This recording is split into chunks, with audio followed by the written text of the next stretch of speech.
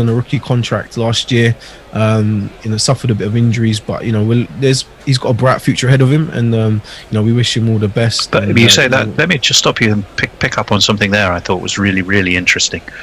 He's on a rookie contract. He's 20 now, I think, is he? If I remember my stats. 19. I think 19 or 20.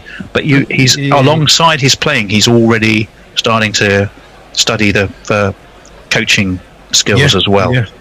So you're kind of looking at a young talent simultaneously developing the playing and the coaching with a view to addressing those future challenges. I think that in itself is very, very interesting, because I mean traditionally I would imagine players get to 30 something and they go, the old body's not quite I don't quite run the singles the way I used to. There's a couple of yards off the pace. I wonder if coaching will suit me. Whereas you're talking about a young chap who is simultaneously learning coaching as well as learning the game. I think that is kind of really interesting. It's good, and credit to him as well. Credit to him to give up.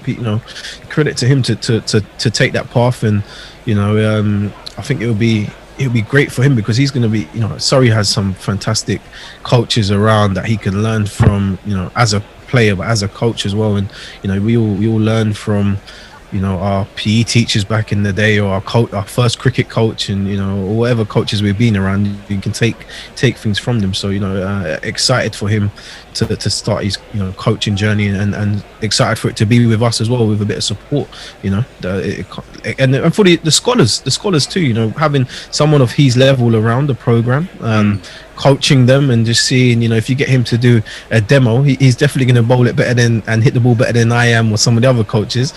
So it's very, very aspirational piece as well. So excited for him to be involved. Well, that is fantastic. So we talked about the challenges, and let's just sort of look at one or two of those and see where and how ACE is starting to make a difference. I mean, one of the things that often comes up is that lack of role models. If a generation tends to move away. I know there was when we spoke to Rodney Hines recently, who's the sports editor of the Voice. I think in 2019 there were 9 black players across the 18 counties. In 1995 it was 33. That's an alarming decline. If I look at my own county, I'm a Middlesex man, even though I now live in Surrey. Don't shoot me. but I did practically used to live next to Lord. In my defence, you can take the boy out of Middlesex, but you can't take Middlesex out of the boy, as they say. But if I look at Miguel Cummings, fantastic addition, I thought, to the Middlesex squad. Now, potentially, he's going to have to jump through a whole set of hoops if he wants to be able to stay. And as we talk right here today, that situation is uncertain. So not only do you have a challenge in getting great role models, when one arrives who has all of the attributes to become one, there's obstacles in his way. Is there any influence that can be brought to bear there in the context of the aspiration of supporting African Caribbean interest? It's the role models piece is a big thing. It might seem small for some people, but it's actually quite big. If you're growing up as a young child, and even your parents, the parents seeing this, if you're not seeing any people that look like you, sound like you, move like you, just have the same experiences to you, if you're not seeing that within a certain environment, you're not going to be attracted to it. So there's no surprise that the numbers have dropped massively in cricket, but you've seen now in football, there's always examples of young players coming through and getting opportunities and playing for England, and stars of their club. So for young children growing up, they're going to see that, and they're going to be gravitated to that, and now you're seeing it more so in rugby as well. There's many black players playing in rugby at the clubs, and for England too. So the awareness of that is huge, and I think for us, one of the things that we're trying to do for the program, which we've been quite good at so far, is getting that awareness out there, and coming on the guerrilla cricket and others, other media platforms helps with that, raising the awareness and just showing. We film a lot of our sessions, and we put it out there on our Instagram page and stuff. And we're working on a bit of a behind the scenes documentary at the moment. Through Ebony's media connections, we're quite fortunate that we've got some key people working on that, and we've got working on some aspirational videos to put out there, just because we want to be able to put content out there where young people and their parents can see it and be like, okay, yes, cricket is actually something for me to be involved in and playing. And I think that there just hasn't been that, and like where other sports have benefited, and you look at athletics as well. For years there's always been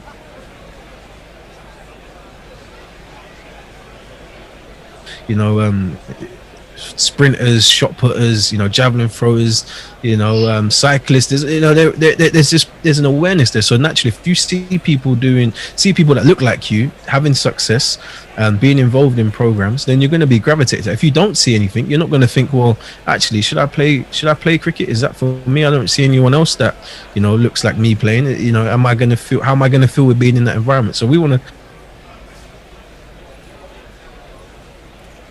We're back.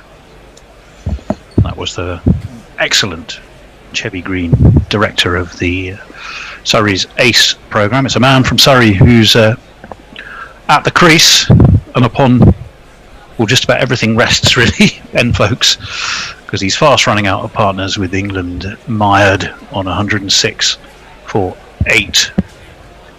Folks, there, of course, on 23 off 80.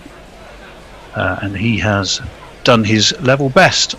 Now I should be with Messrs Grubby I Am and Jules Farman I Am too. Are you scoring, Jules? Have you got the famous Farm and Pen out? The Farm and Pen's taken a rest today. Oh. A bit like the England team. To be fair, this is hooping. It was going everywhere yesterday evening, so it'll be an interesting session.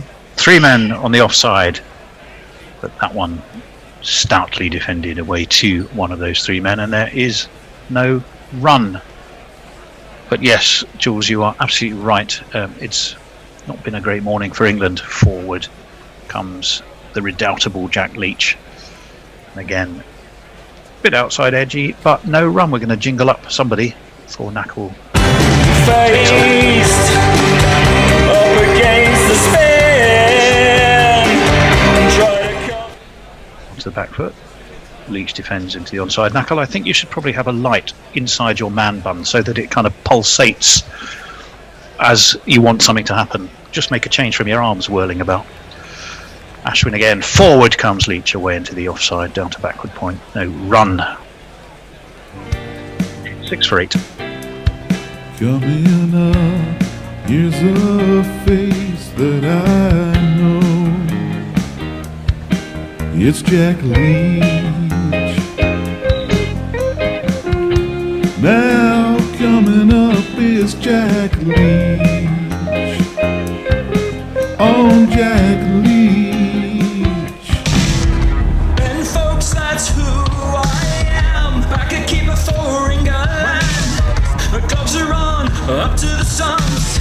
I do much better than their best, so chumps. I come alive in a test match. One day or T20, but first they've got to pick me. I wouldn't be a liability. Axar Patel to continue. On to the back foot goes, folks. Bit proddy and tentative. Just a forward short leg. He's operating from that Patibaraman end is Axar Patel. 2 for 30 for him so far. That one took the thigh of folks.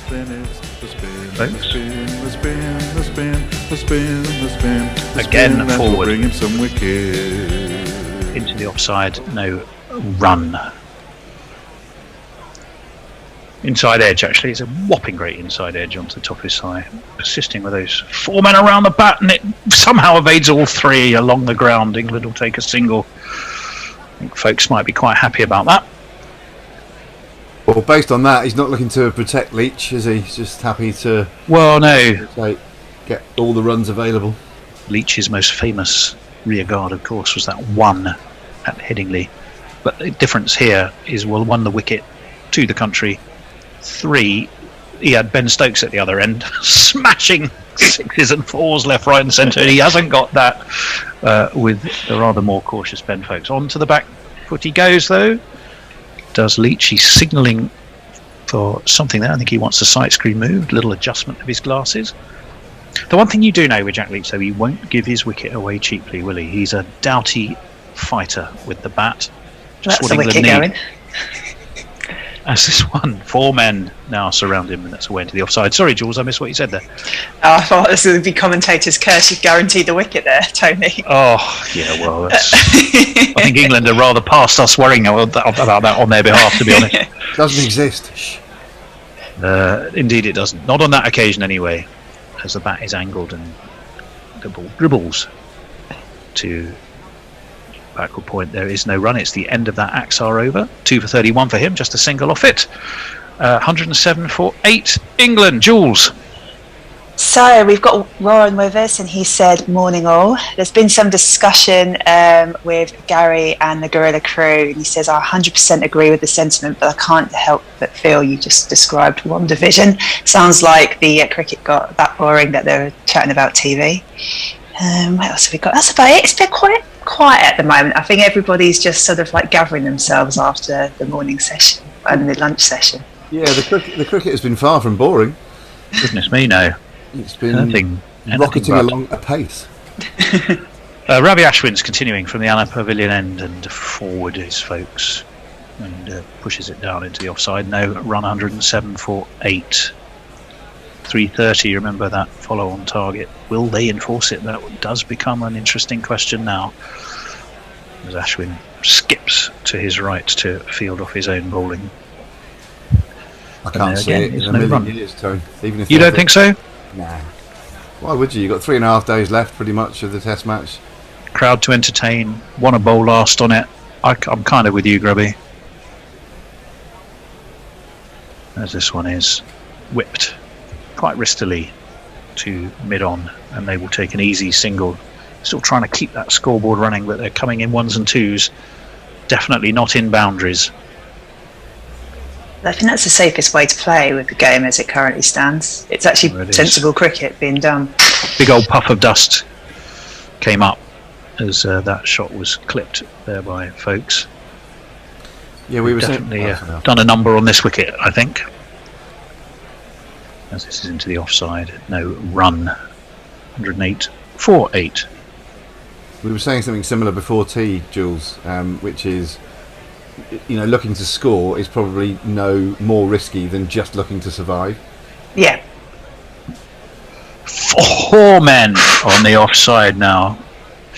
Goodness me. And Leach doesn't seem remotely bothered. He just goes about his implacid, calm way. Pushes into the offside. He's forward again. The third of those, if you work from the wicketkeeper round, you have what I guess is 2 slips, a silly point and a silly mid-off might be the best way to describe it. They're so closely grouped, hard to know where one finishes and the other starts, but it's the end of that over. Again, just the 1 run off it. 108 for 8 England, Jules. The old Simon Fielders. So what was that, Grubby? Tony said it's hard to work out where one finishes and the other end, and it just reminded me of Siamese Fielders or something. We are Siamese, if you please. Sorry, a Disney film. Where did that come from? Yeah, it is. Was it Lady and the Tramp? Who knows? Forward comes folks. It's away to the offside. No run. Axar strokes his chin pensively with his wraparound shades. Looks very cool with those wraparound shades. Very 80s. Maybe that's why I thought it was cool. You know what? I watched Crocodile Dundee last night. Would you believe it, Jules? Huh? No, I was thinking I need to go to bed early, because I'll hold that thought for a minute. In comes Axar onto the back foot, goes folks, steers it round the corner, but there is inevitably a man there, and there's no run. Yeah, I was thinking, well, I've got to go to bed early because I've got to be up so early. I couldn't watch any more football, having gorged on football for about 7 hours for the rest of the day. Oh, you didn't miss much. So I ended up watching Crocodile Dundee, and away it goes into the offside. And there will be a single. Did they take a single? They should have done. Yeah, Yes, they did. They did. They I certainly made should a have mistake done of watching the Villa match last night. Gosh, I fell asleep in the second half. It was that dull. And I'm a Villa fan. that. Crocodile There you Dundee are. seems more appealing. Well, it was very good, very dated. Some dated references in it, but you just realise it was certainly a fun film. 109 for 8. England. Axel Patel wrapped up, pushed that one through a lot more. 100 kilometres versus 84 and 78 for his first 2 balls.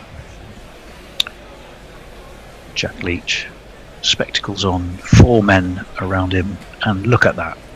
They shall not pass, says Jack Leach as he raises his elbow, shows the full face of the bat, and pushes it back to Patel, and there is no run.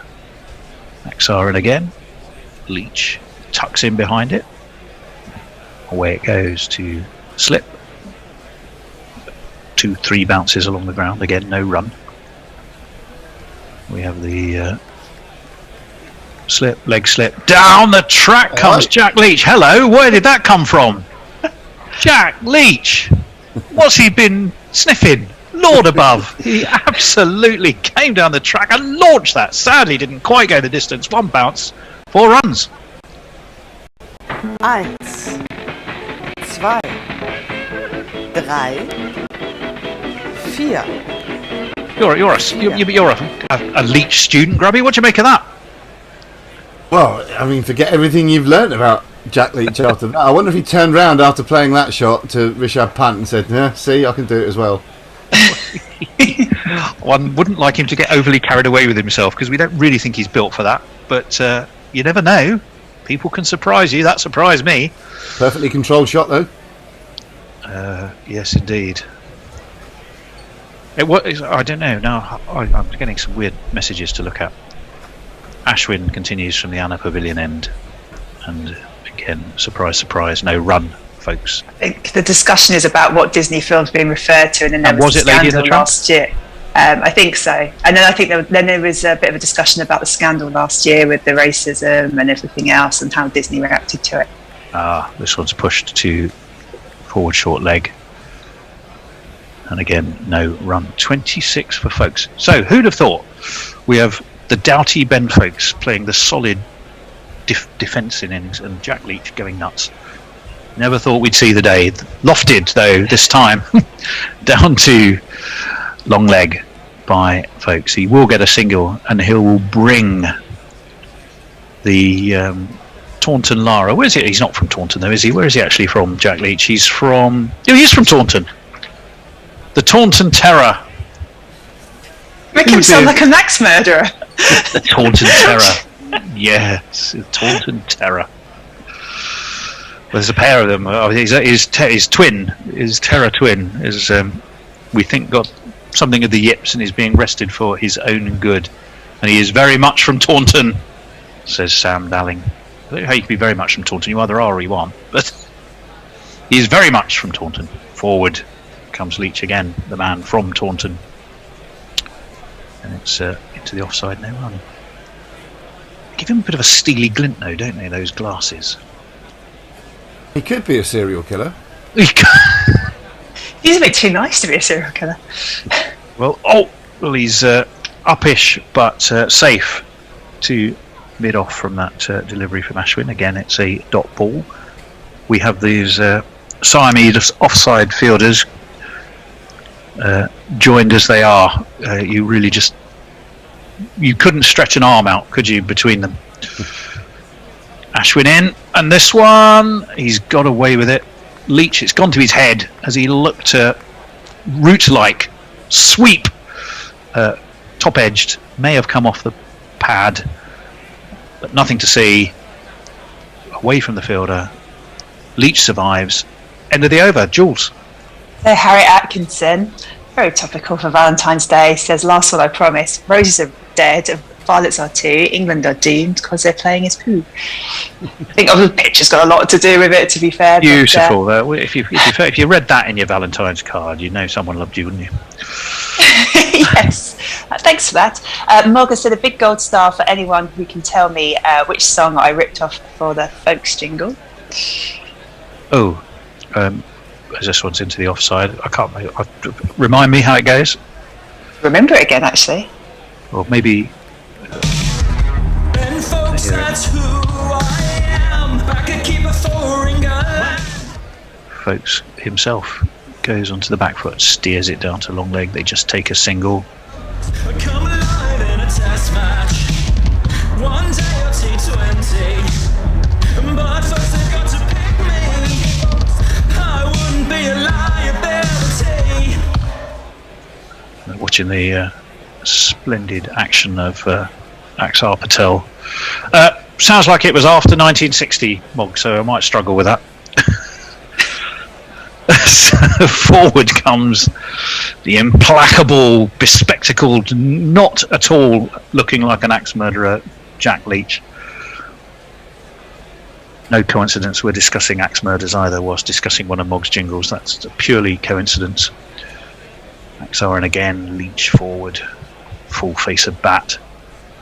And Axar, there's ambling towards fielding off your own bowling, and there's ambling, and that was even slower than what I would normally call an amble, to be honest. What's sub-amble, Grubby? Sub-amble. Yeah, I'll give you Well, that. if an amble is like really super slow, what's sub-amble? Back foot again by Leach. Slides this nicely, steered down to third man, gets himself a single. He's on fire. He moves on to 5. So that was just Mog trying to get his jingle played again, wasn't it? And he succeeded. That's a really good technique, actually. Taunt you with a little question about the jingle and get it played twice. Double the repeat fees for Mog. Yeah. Well, double of what he earns will be The same as what it is now. the same as what it is now. Yes, indeed. 116 for 8. Folks on strike. Oh, I don't think he knew much about that. That hurried through him inside edge. He'll get a single. Streaky it was, though. Off the inside edge. Beat Rishabh Pant away to his left.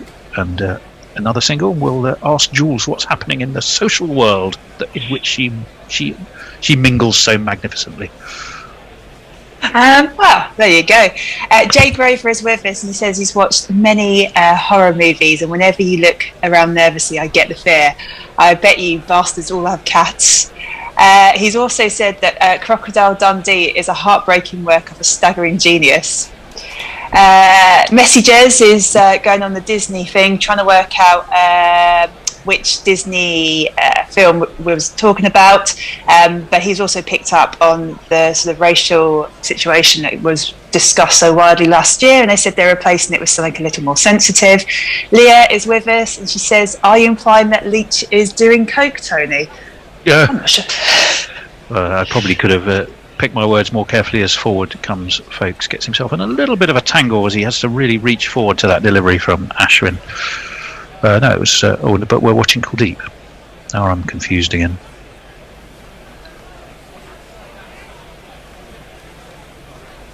Very wristy. Well, back to watching what is definitely Ashwin, and this one is swept by Folks down to long leg. It will bring I would not wish to convey in any manner at all that Jack Leach was partaking of the marching powder. Just that something potentially fueled that sudden burst of aggression.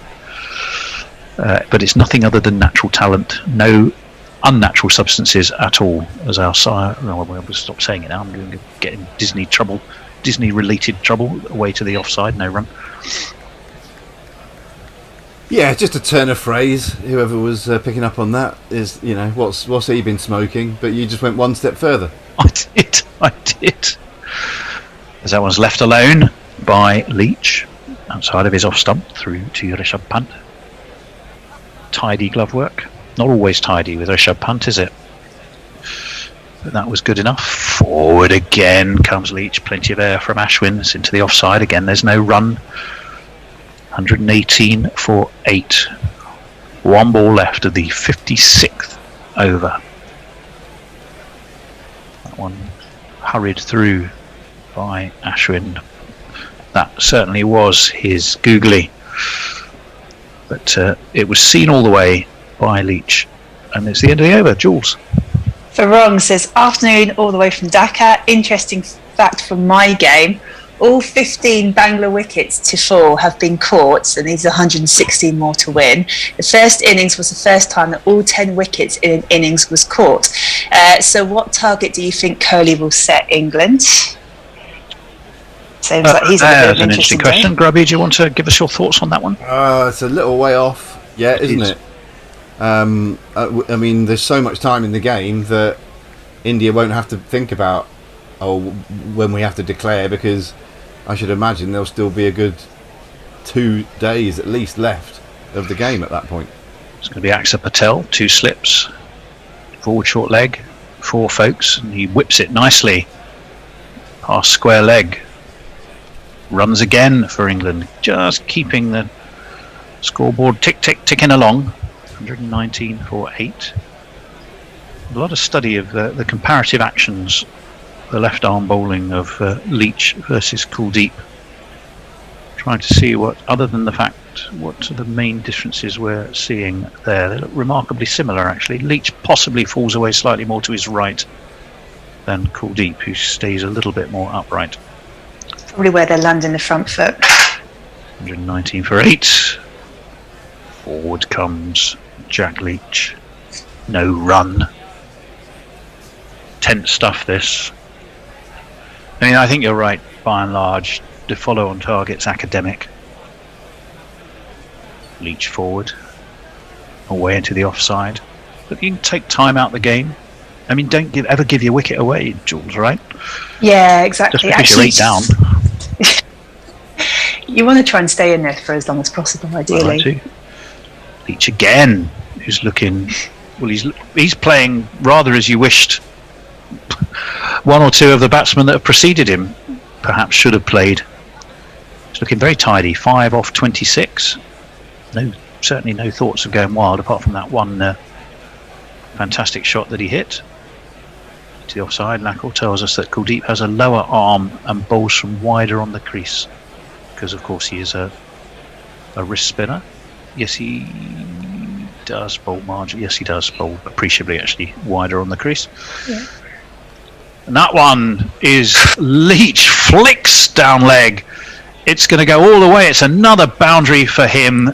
Jack Leach is, if he's not on fire, he's certainly sort of mildly smouldering, but it's 4 runs. Eyes.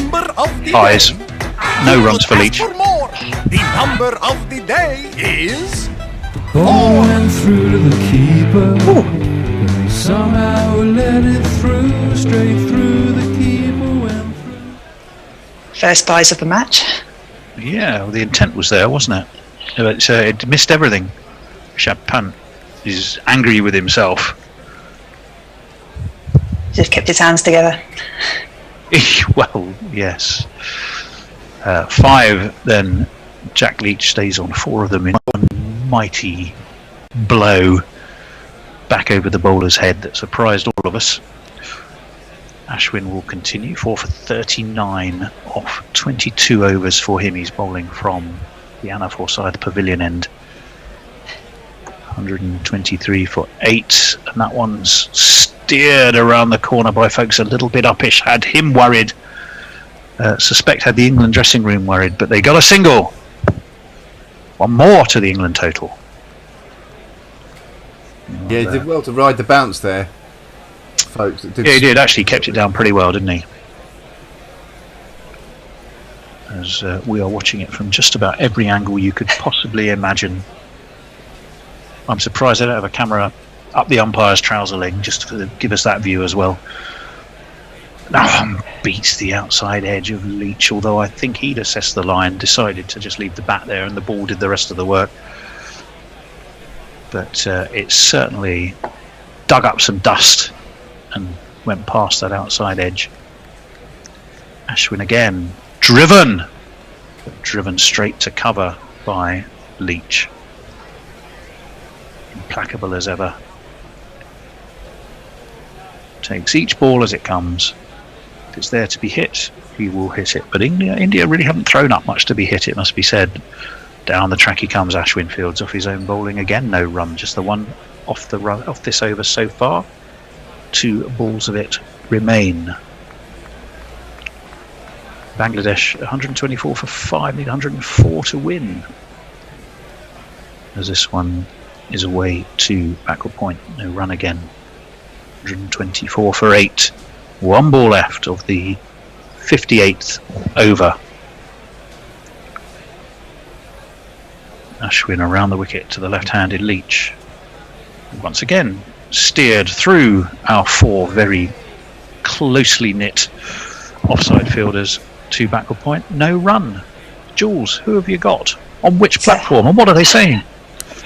So I was still on the Twitter. Martin, lovely Martin's coming. I'm a single person, but I love you all at Gorilla Cricket.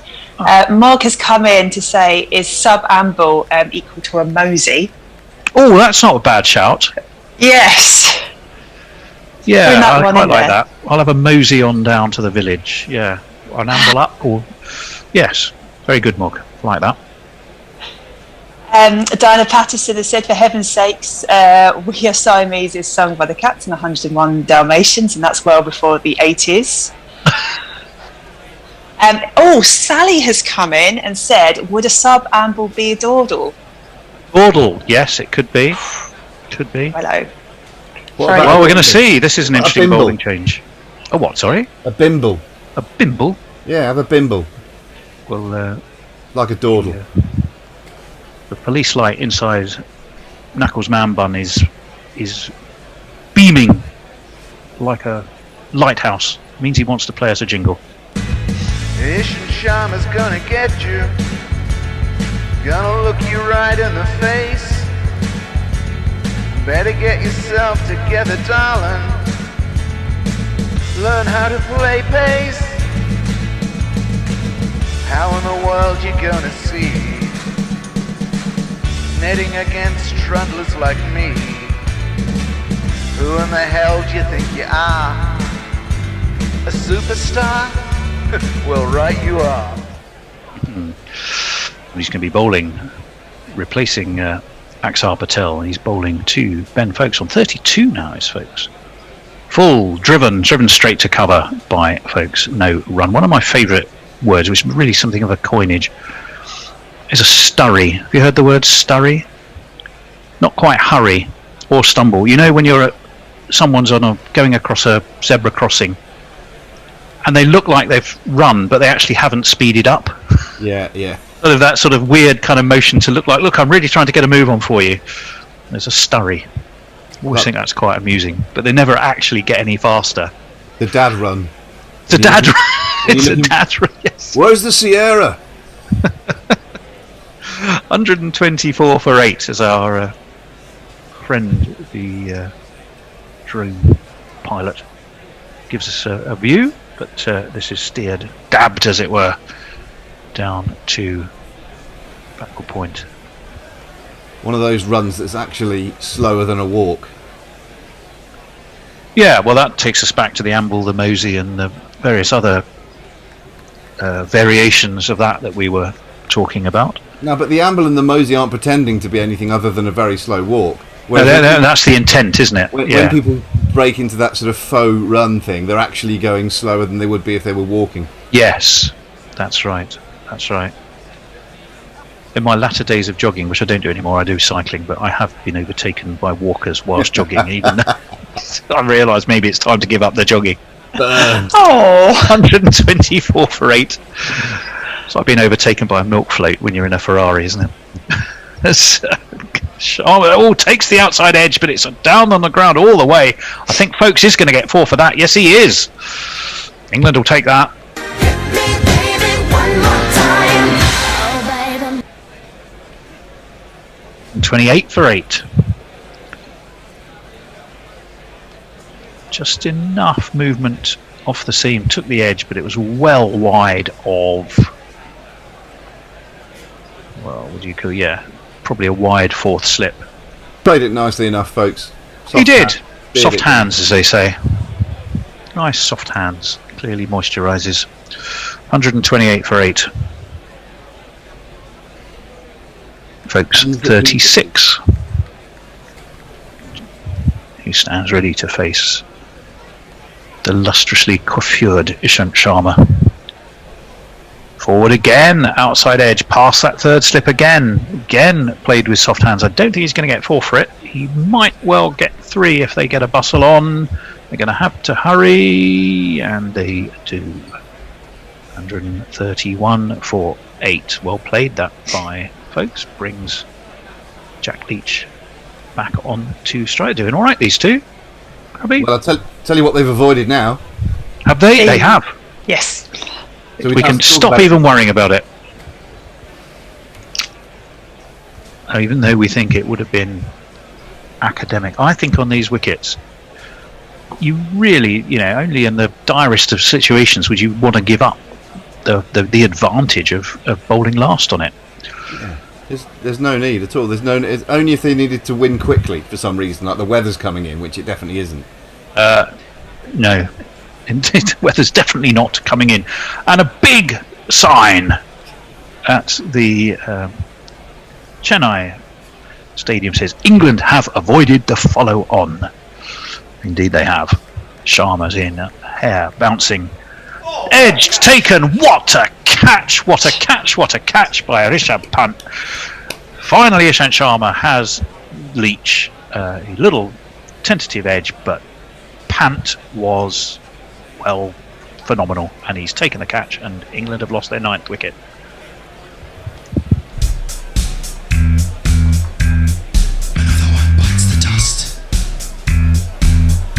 Yeah, the genuine edge was fingertips, wasn't it? Although it's hard to have fingertips from literally within a wicket-keeping glove.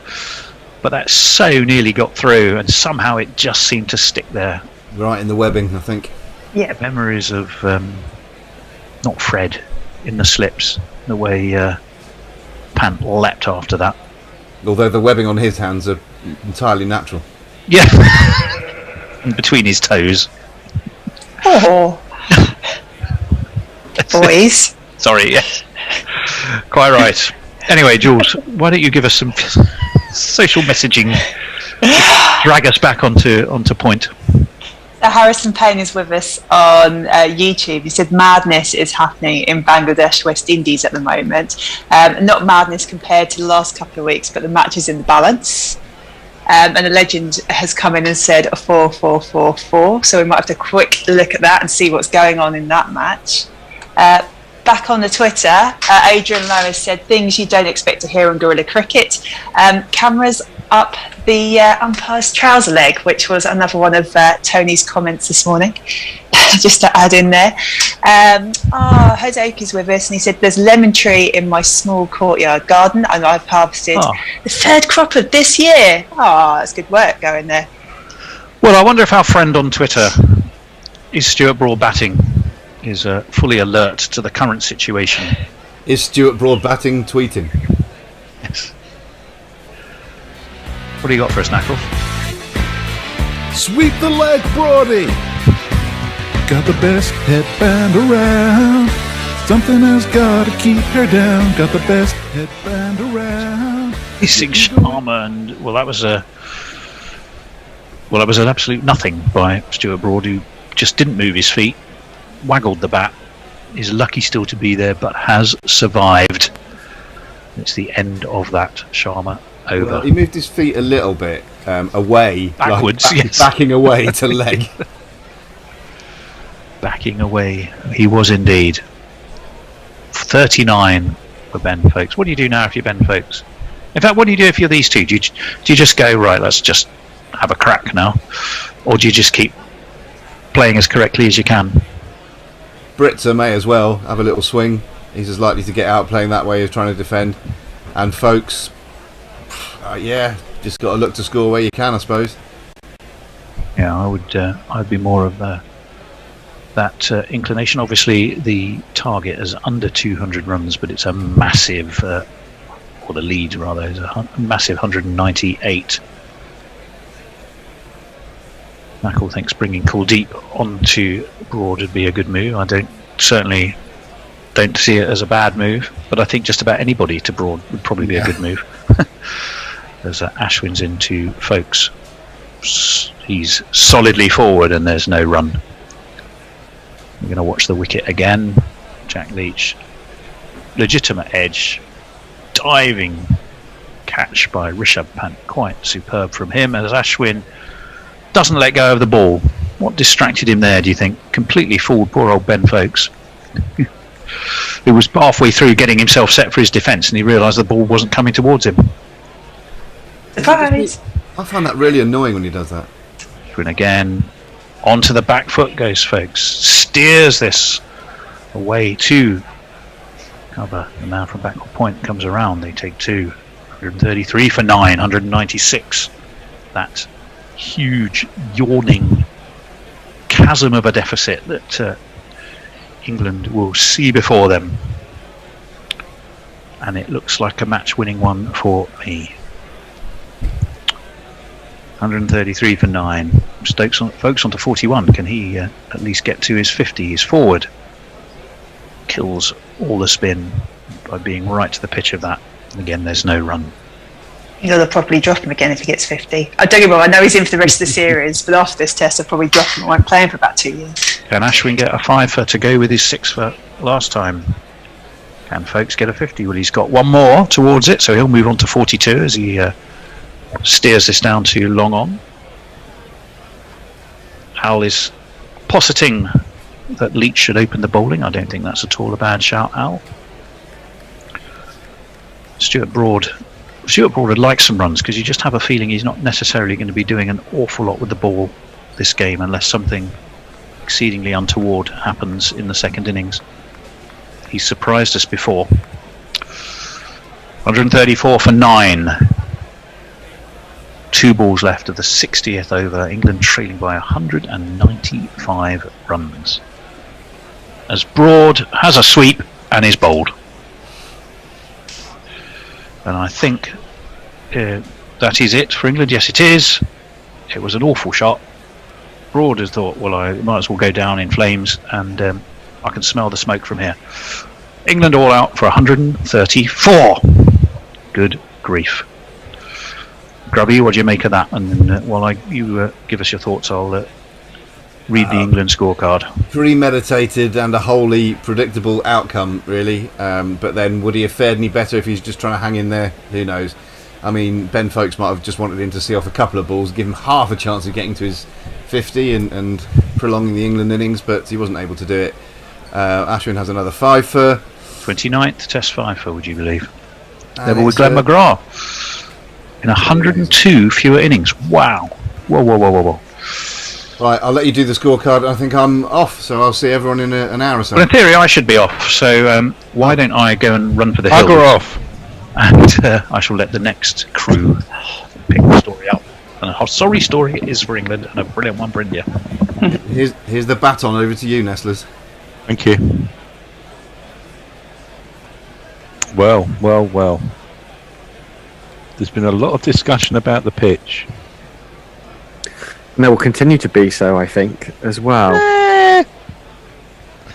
Look, it's in India.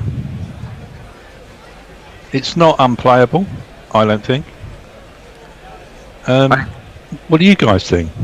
I agree. And why not use a little bit of home advantage as well? That is part of sport. It's part and parcel of it. And Rohit Sharma, exactly. Rohit Sharma has made it very clear that you can score runs. Ben Folkes played nicely.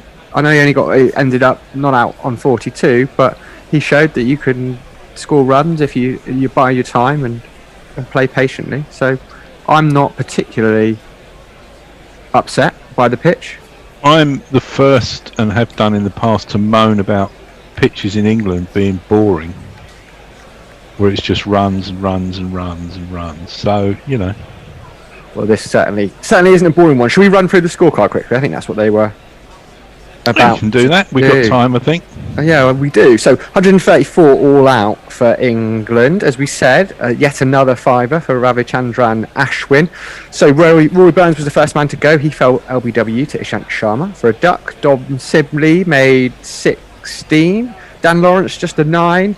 Joe Root, the big wicket, of course, he's been in fine form for England. At some point, he was going to get an innings where he didn't score a double 100, and Axar Patel on debut, not a bad first test wicket. He fell for 6. Ben Stokes made 18 before he got, well, I don't know. Would you agree, Nessa? Probably the ball of the innings, that one Yeah. from Ravichandran Ashwin. Definitely. Yeah, hypercritical. He was kind of stuck in no man's land, Yeah. but I don't know. It was a very good ball. Like that comes down, and your brain goes, "Well, what do I do here?" And in the end, nothing, and got bowled. But take nothing away from the bowler. Ollie Pope made 22 before he was caught behind off Mohammed Siraj, who had to bide his time. At one point, he must have been thinking he wasn't going to be involved at all, but he came on and took a wicket with his very first ball in Test cricket in India, I think, wasn't it? It was. Moeen Ali, on his return to the Test side, made just 6, didn't look particularly comfortable. Ollie Stone was promoted to number 9 ahead of Jack Leach and Stuart Broad, potentially a controversial decision based on numbers alone. But he went, and for some reason my internet has just dropped, so the scorecard has disappeared. But Jack Leach played a lovely shot down the ground, didn't he? You've got to love a bit of Jack Leach batting. No Somerset bias there at all. Before Ishant Sharma came back on, got him with a bit of, I suppose it was a bit of a reverse swing. It was a great catch by Rishabh Pant, diving away to his left, just caught it in the webbing for 5. And Stuart Broad, as we have just heard, was bowled by Ravichandran Ashwin for a duck, gave Ashwin a 29th fifer in Test cricket. Ben Foakes was the man not out, 42, 134 all out. Ishant Sharma finished with 2 for 22. Axar Patel, 2 for 40 on debut from 20 overs. You were impressed by him, weren't you, Nesbitt? Yeah, I liked him. Yeah, I like the look of him. He's very good. I mean, I must have seen him in a fair bit in IPL, but he impressed me today. I don't know if I've seen that. I was reading that he was actually quite economical in the IPL, certainly this year. I think they were talking about him going at only 6 and over, which in 2020 cricket and in the IPL in particular is pretty impressive stuff. Yeah. Do you want some? I was going to say, do you want me to do some tweets while we've got time? Please do. Yes, go ahead. Let's see what we've got on the social media front. Martin Lawrence says this talk about the types of walking would have been a candidate for a Seinfeld episode. Farong is with us. He says, forgot the Bish is there. Well, he was. Dad joke time. A cheese factory exploded in France. Debris was everywhere. Right. I really like that. Jersey Oak. Few follow-on avoided. Knuckle can now stop his delusionment. That's all right.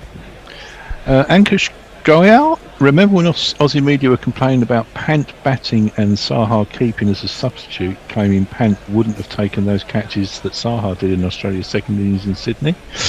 Well, yeah. Jay Grover said, if I were Ben Foakes, I might be slightly annoyed with my lot in life. Nah, it's all relative. Ombre Nuevo says, and Broad swept himself up. Rohit Sharma leads England by 27 runs. There's Sarong Belhero. Riley Taylor says, following the cricket, Tim Love joined the team for Sunday brunch after the cricket.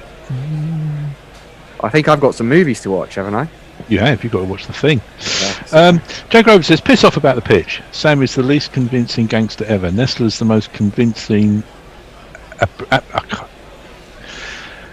Pratchneck. I've instinctively burnt my Solzhenitsyn. I can say that, and I can't say the other one.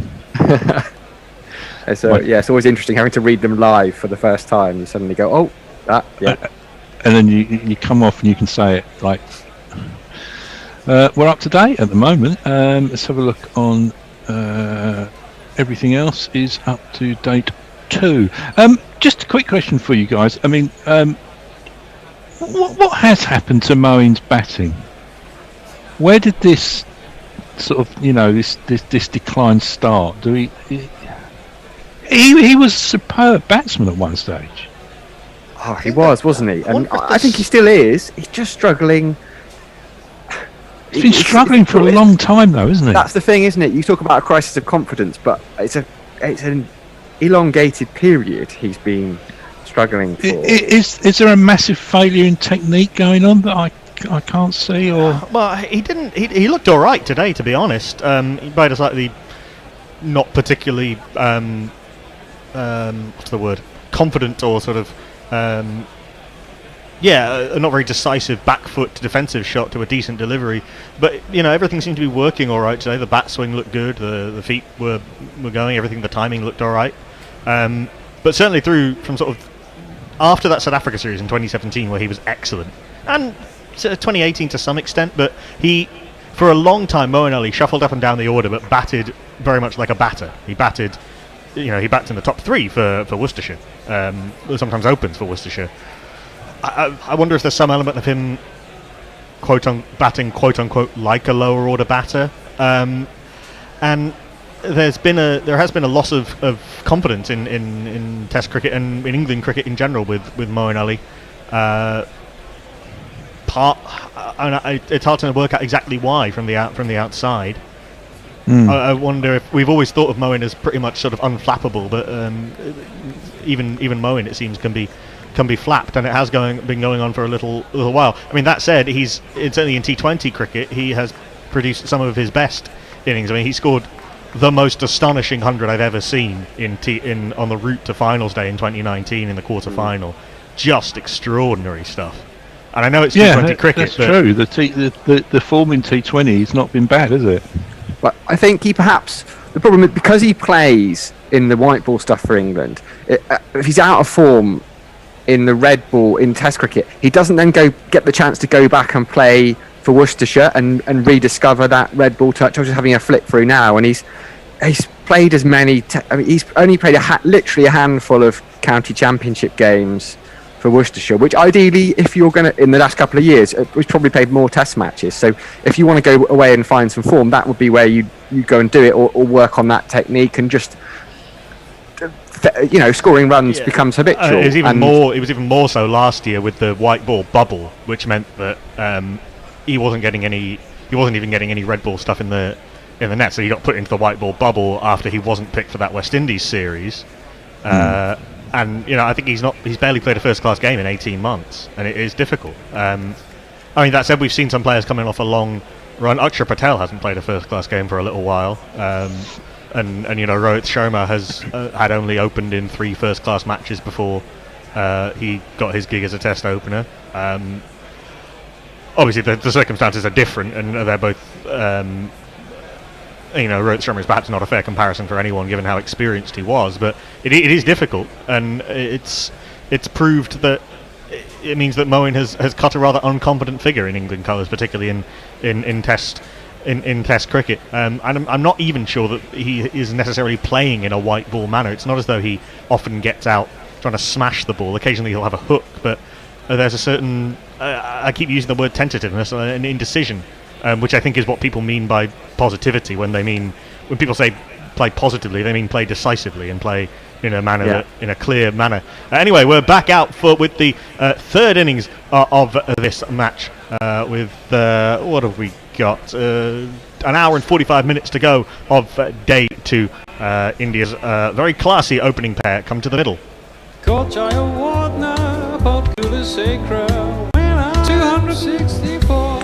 Fresh off a magnificent 100 in the first innings, and this man fresh off a rather odd duck.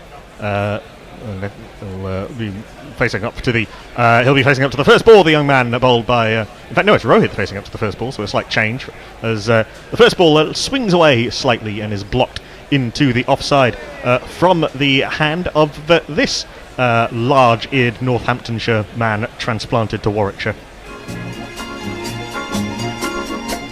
I wish my papa was an honest stove, and any granny comes to and makes it his own. I wish my papa's honest stove, then I'd have a claim of fame of my own. Interesting that we might have Stone and Leach opening the bowling together, and Stuart Broad still not getting a bowl. Back of a length from Ollie Stone and blocked by Rohit into the covers. If you're just joining us, England were bowled out for 134 with Ben Foakes the top scorer on 42 not out, but only 3 other players getting into double figures. Ollie Pope 22, Ben Stokes 18, and Dom Sibley 16, and with Ashwin taking 5 for 43, his 29th Test 5, for ably supported by Ishant Sharma and Akshar Patel with 2 wickets, Mohammad Siraj with 1, and I think Kuldeep was bowled reasonably well in his 6 wicketless overs.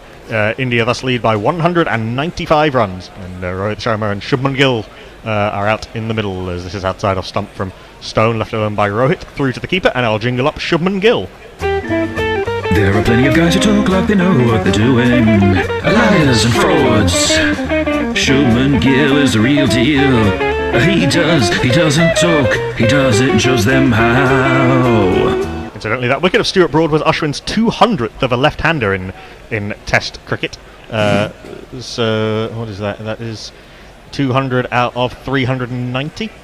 So we got a slip in 2 gullies, a backward point, or a recover point, an extra cover, a mid-off, mid-on, a mid-wicket, and a long leg as Stone is in down the leg side and clipped nicely by Rohit Sharma. There's a big gap at square leg, but he won't get a boundary as Leach comes round under the sun hat to cut it off, and they come through for 2. A rather gentle delivery, really, from Ollie Stone, and a lovely languid flick from Rohit Sharma. He was impressive in the first innings. I think that's probably what's got him the new ball over Stuart Broad. I know there's a few people probably out there wondering whether Broad's seniority might have led to Joe Root giving him the new ball, but actually Stone bowled with good pace, and I thought he bowled really well, and it's great to see given his sometimes freakish injury problems. Didn't he have a really bad injury just celebrating a wicket? I think he jumped and landed badly a few years ago. He did his ACL celebrating a wicket, and of what turned out to be his last ever ball for Northants, yeah. Celebrating the wicket of Moeen Ali, as it turns out. Yeah, 3 for 47 in the first inning, Ollie Stone, and did trouble India a little bit, and caused an injury to Cheteshwar Pujara's hand, which meant that he wasn't able to field. Presumably he'll be coming up to bat. Next ball is back of a length, and Rohit's in behind it, blocking back to the bowler. There is no run. Is there a rule on that? Does Pujara have to bat in a certain position if he didn't field? It's an impact injury, isn't it? So I think it's slightly different. It's different if it's an external injury, so I don't think so. Well, I suppose if he is struggling, given India's position in the game, they might, if he really has got a bad hand injury, they might move him down the order a bit rather than risk it. Well, I guess also that you're not really going for quick runs at the end of day 2, but there is a consideration there. Back of a length from Stone, and Rohit blocks solidly back to the bowler, and there is no run. 2 for none off the first over. India lead by 197 tweets.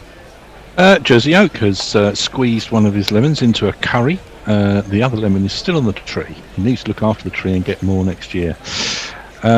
Mog Sam is saying, once you've watched The Thing, not the remake, have a crack at Dawn of the Dead, not the remake, Evil Dead, not the remake, and round it out with The Wicker Man, not the remake.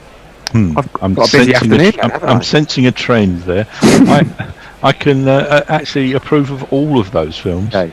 The remakes or not the remakes? Where would you be? Not the remake. The Wicker Man remake is very funny, but I don't think it's meant to be. Oh God! The one with Nicolas Cage. Yes. Oh dear. Oh, that's a name. Anything with Nicolas Cage, and I'm there. He does a lot of films that are very funny, but aren't meant to be. Well, he didn't have a massive tax bill that he's trying to pay off, which is why he does so many films. Anyway, this man is gonna be pace and spin. This man who's almost taken up residency at the Pattabhiraman end during this series. By the way, I'm indebted to a couple of actual Tamil-speaking journalists for putting me right on the pronunciation. Pattabhiraman, with the emphasis on those syllables. It's this man. Coming up, here's a face that I know.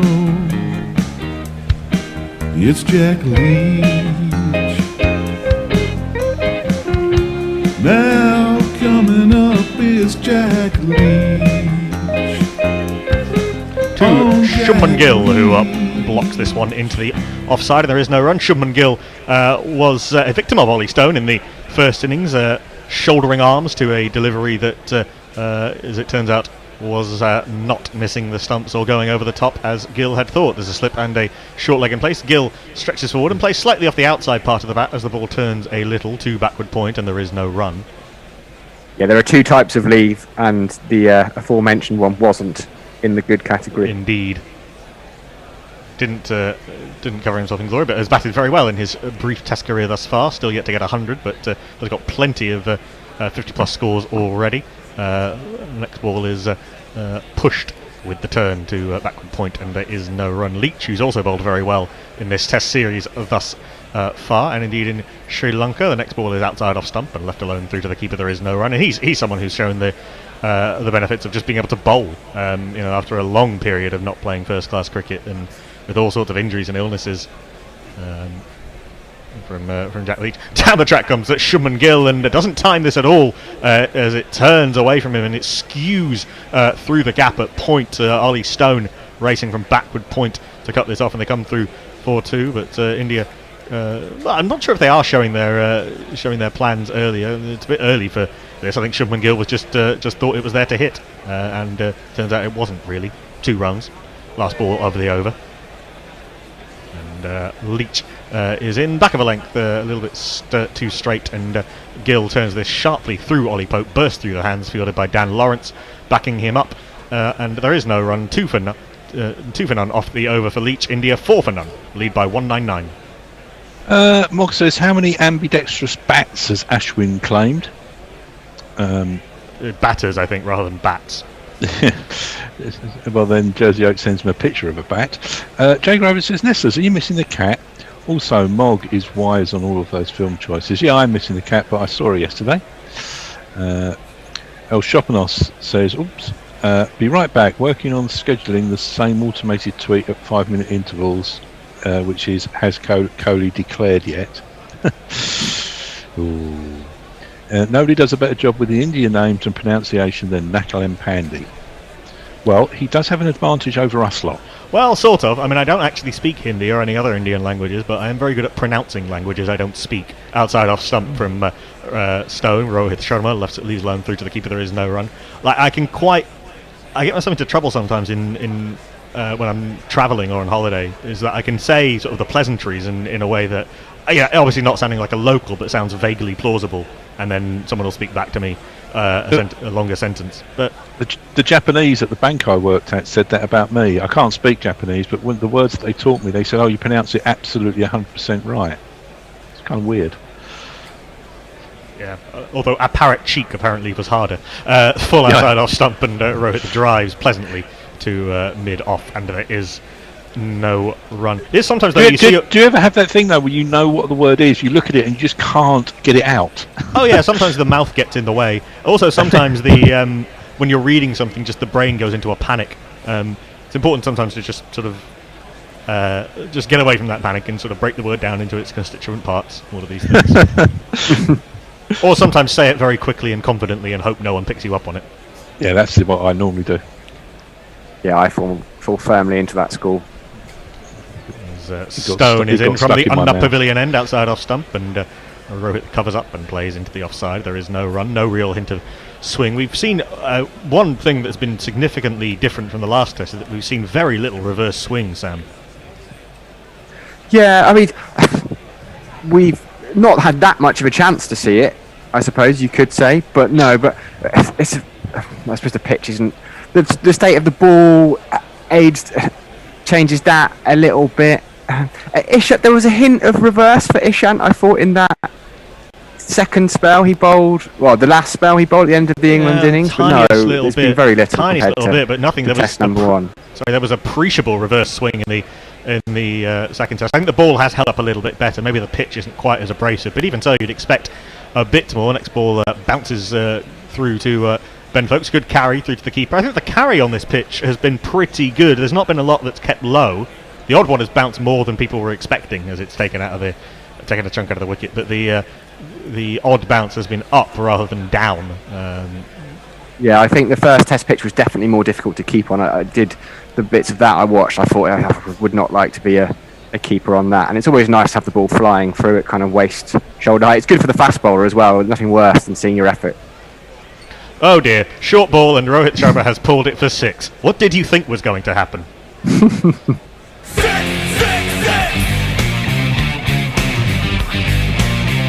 And typically with Rohit Sharma, even though it looked like a fairly unhurried swing of the bat, it's gone absolutely miles back into the stand. It's gone, 10 rows back?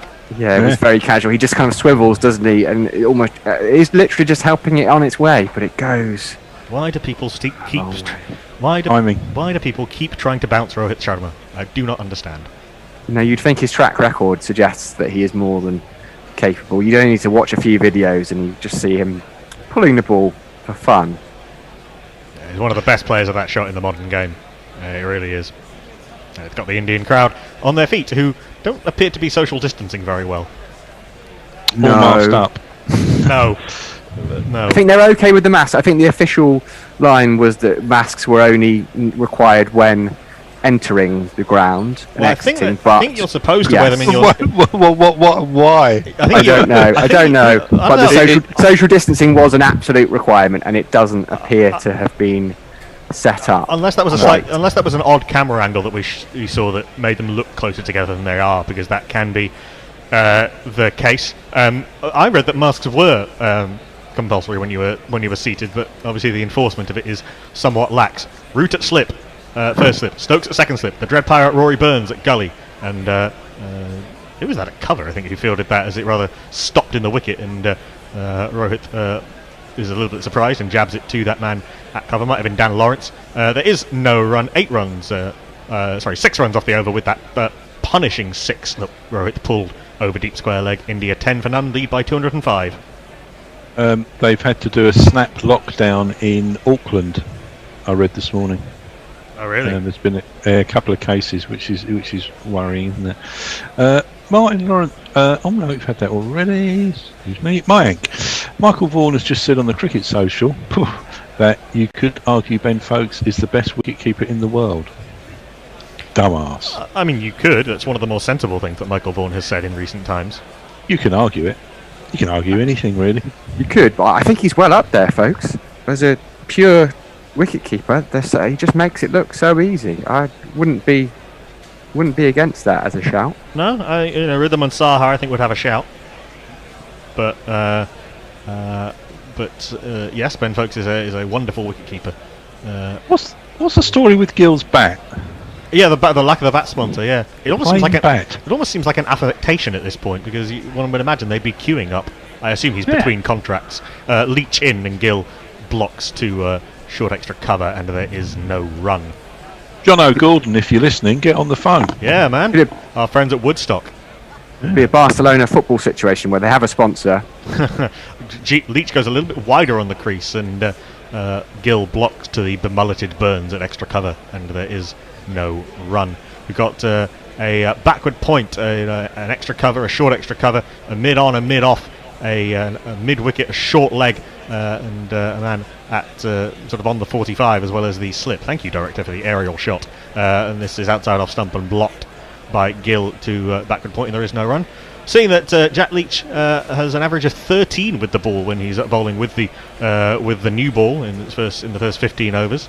You can imagine these sort of accurate left-arm spinner types love the hardness of the new ball and the bit of extra bounce, a little bit like we were talking about with the fast bowlers. Next ball is a sort of half, even a quarter LBW shout as it drifts onto Shubman Gill's pads, but it was evidently going down leg, plus there was an inside edge, so hence only a quarter appeal. There is no run. Short leg has now moved to silly point. Ollie Pope in there under the lid. Shortish delivery from Leach. Gill goes back and plays to cover, and there is no run. India very much batting as though it's late on day 2 and they've got all the time in the world. Last ball over the over from Jack Leach. Matthew Jack Leach, given his full name, goes wide on the crease. Down the track comes Shubman Gill and meets it firmly. Doesn't time it particularly brilliantly, and in fact it's going to plug and roll rather to the towards the long off boundary. Joe Root is able to retrieve, and they'll come through for, I'm sure they came through for 3 there. Gill didn't quite get to the he did get to the pitch of the ball, but he got a little bit too close to it, if anything, and got rather under it, and ended up golf chipping it over the batter's head. Somehow they only came back for 2 there. Maybe these boundaries aren't as big as I thought they were. Gill is on 4, Rohit's on 8, India 12 for no loss. Are we due a change? We are due a change. We're going to have Tony Bishop on social media, Jules Farman on summarising duty, and Al Hotchkiss on ball by ball. Thank you, Knuckle. Thank you, Sam. Thank you, Nestlers. So, hi, Jules. Hey, Al. How you doing? Happy Sunday. Happy Valentine's Day as well. Happy Valentine's Day. Have you sufficiently celebrated the season? What a load of bollocks. Give me Pancake Day. That's what February's all about. Boom, straight in there. You didn't say that the other way around. What a load of pancakes. Give me bollocks. for the watershed? Yeah, well, it's 9 o'clock somewhere. A little bit of housekeeping. We've got Moeen Ali who's going to come on to bowl. Our beard shouldn't touch. Move over, Amlo. I like it too much. Move over, Amlo. You're one hairy dish I love unconditionally. It's Moeen Ali. Moeen Ali with his 185 test wickets, replacing Ollie Stone. Hopefully, this is going to annoy me. I'll come to this why it's annoying in just a second. As Rohit Sharma gently rocks back to a ball that's a little bit too short and gently caresses the ball through the covers for 4 runs. 1 2 ka 4 4 2 ka 1. My name is Lakhan. My name is Lakhan. I don't know how, but in like half an hour, this wicket seems to be a completely different kettle of fish. That's too short. It's too wide. England haven't got enough close fielders in. We spent all day watching 3-4 fielders close to the bat for the spinners, and that's more like it from Moeen Ali, a little bit further up, able to use the deteriorating pitch. And it takes Moeen's glove, but it just stops dead in front of Rohit, and there'll be no run. Rohit tries to sweep this ball on middle and leg. Jack Leach is there at long leg and will limit everything to a single. Do you think we should have more close fielders in for the spinners? 100%. Put the pressure on. Yeah. And that's what India were doing really, really effectively during England's innings.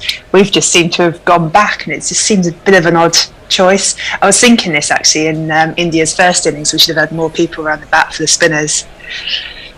So we've got a slip, a very fine slip, and a short square leg as that beats Shubman Gill's outside edge. The ball not turning there in that particular instance. But it seems like it's captaincy by numbers, Tony. That's the bit that worries me. Yeah. There's been a lot about this test that's felt sort of somehow weirdly inevitable. Gill pushes forward. It hits his pad, but he's far too far forward and outside the line of off stump for anyone except folks that even be remotely interested. And we're at the last ball of Moeen's over as Gill comes down the track and hits this high and hard, and I don't think it's playable except for anyone who's 5 rows deep in the crowd. And that'll be a mighty fine 6 runs.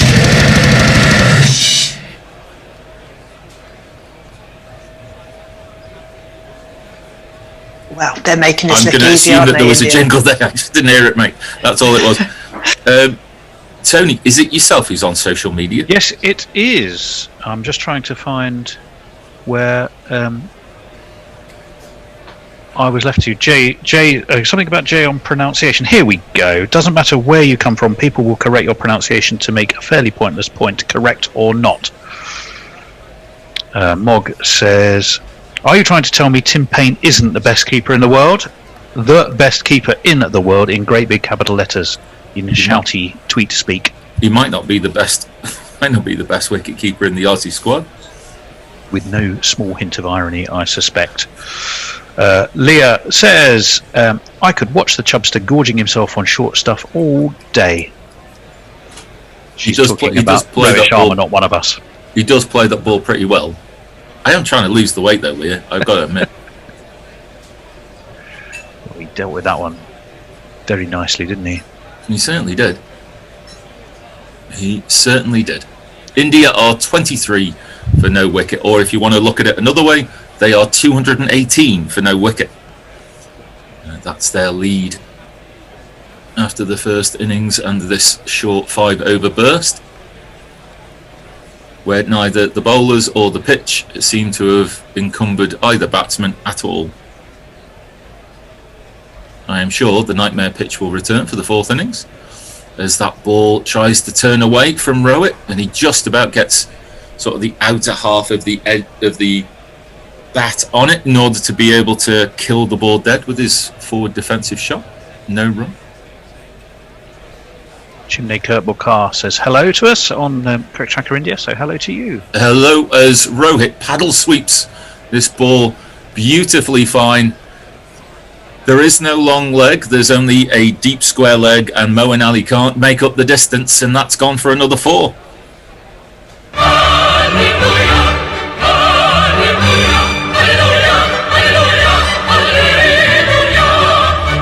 Not a lot wrong with the ball. It wasn't really leg-sidey. Rohit's just improvised beautifully and taken advantage of a nice big gap in the field.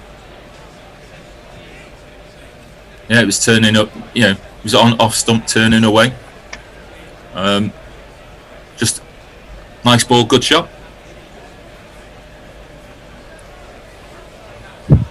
Jules, I'm going to put you in the role of Virat Kohli for a second, which means you have to point and demonstrate an awful lot while you're doing it. Do I have to do like a petulant thing when I'm out? Yeah, you have to scowl between sentences. Well,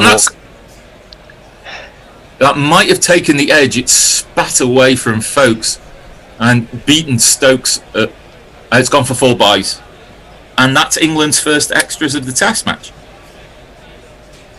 Oh, keeping such a clean sheet as well. Yeah, that's the score rating, isn't it? It's like, Tell you what, Crick Info's jolly buggy today. If anyone's trying to follow it.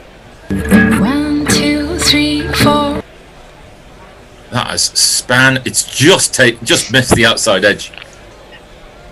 Ultra edge, really quickly confirming that it hadn't taken the outside edge. So the signal of byes is a correct one. India move on to 31 for no wicket. And that's again nicely pitched up by Leach, probably just a little bit too overpitched.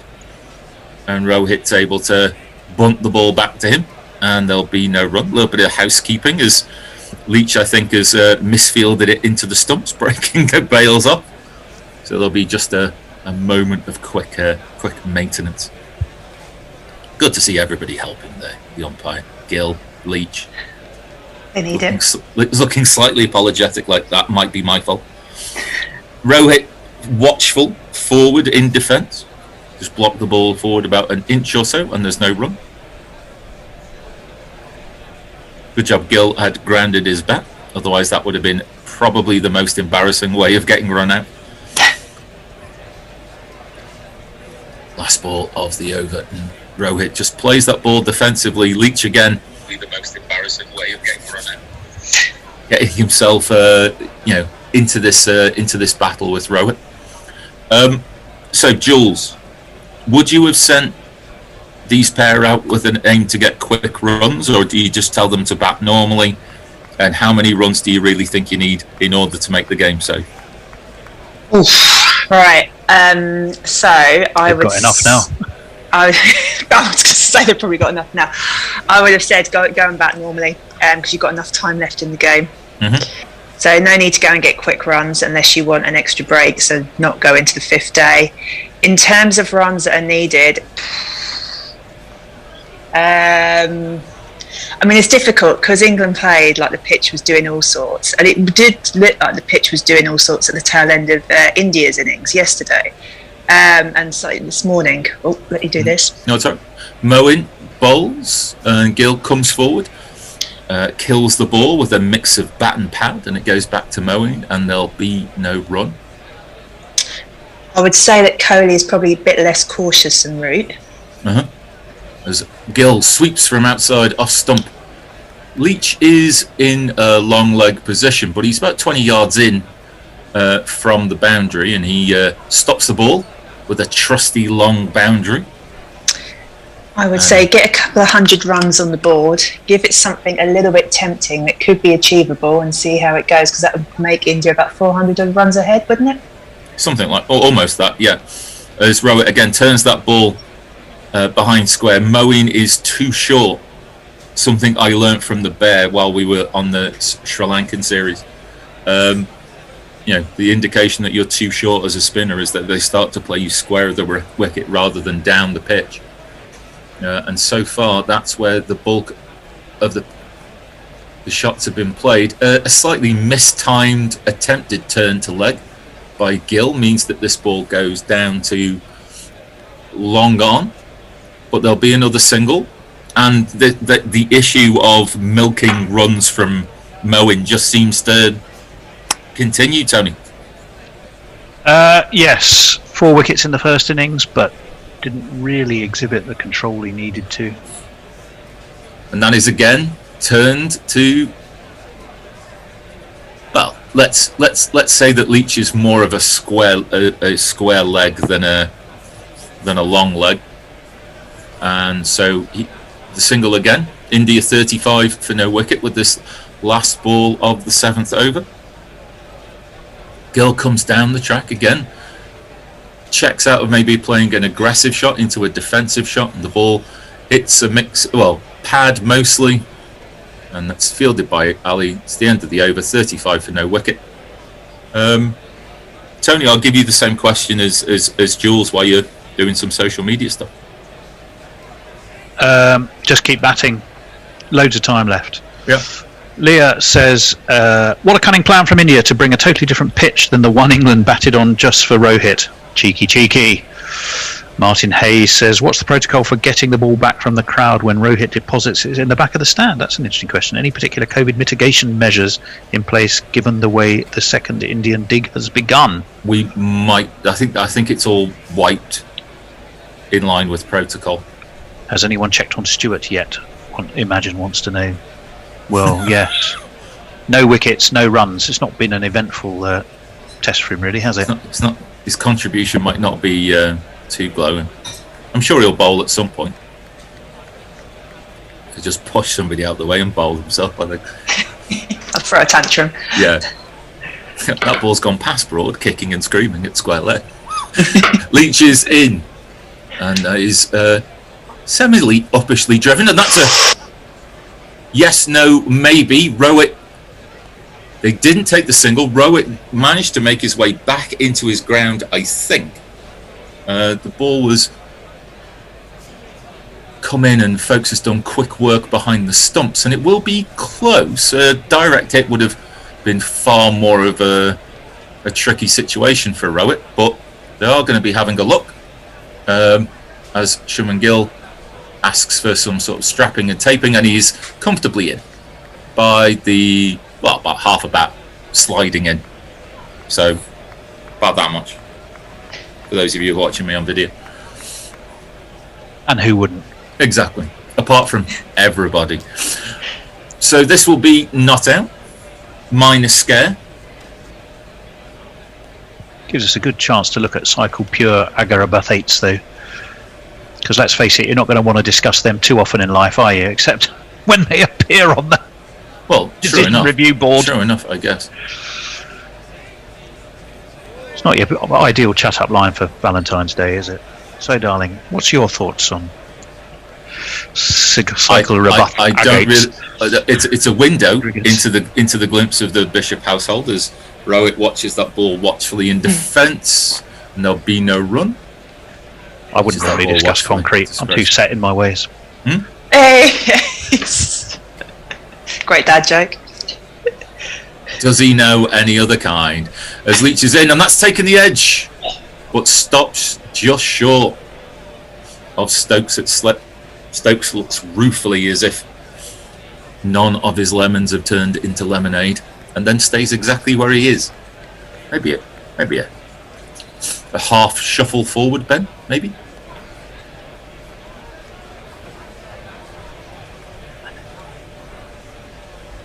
Maybe get a little bit. He's very fine at slip.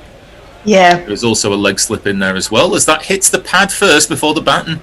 Leach asks the question of LBW, but the umpire is in no way interested. Neither is anybody else on the fielding side.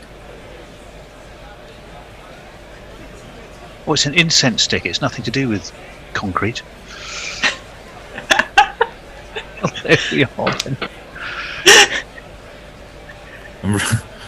There's no easy way to segue to the sweep shot that Rohit's played, so I'm not going to try. Moeen Ali fields the ball, thank God, at deep square leg. It's the power of advertising, though, because isn't there always an aggregates ad somewhere during the IPL? Wasn't there somebody or other aggregates was always being advertised?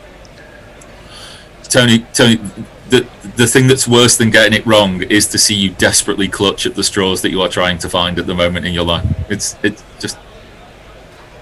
I did wonder where you were going to, because underneath it did say everyone has a right to pray, and I was like, not sure what that's got to do with concrete. They don't get hit by a lump of concrete, I assume. I'm not in marketing, so that I don't know. Just outside Gill's off stump for this last ball of the over, he is going to get something strapped.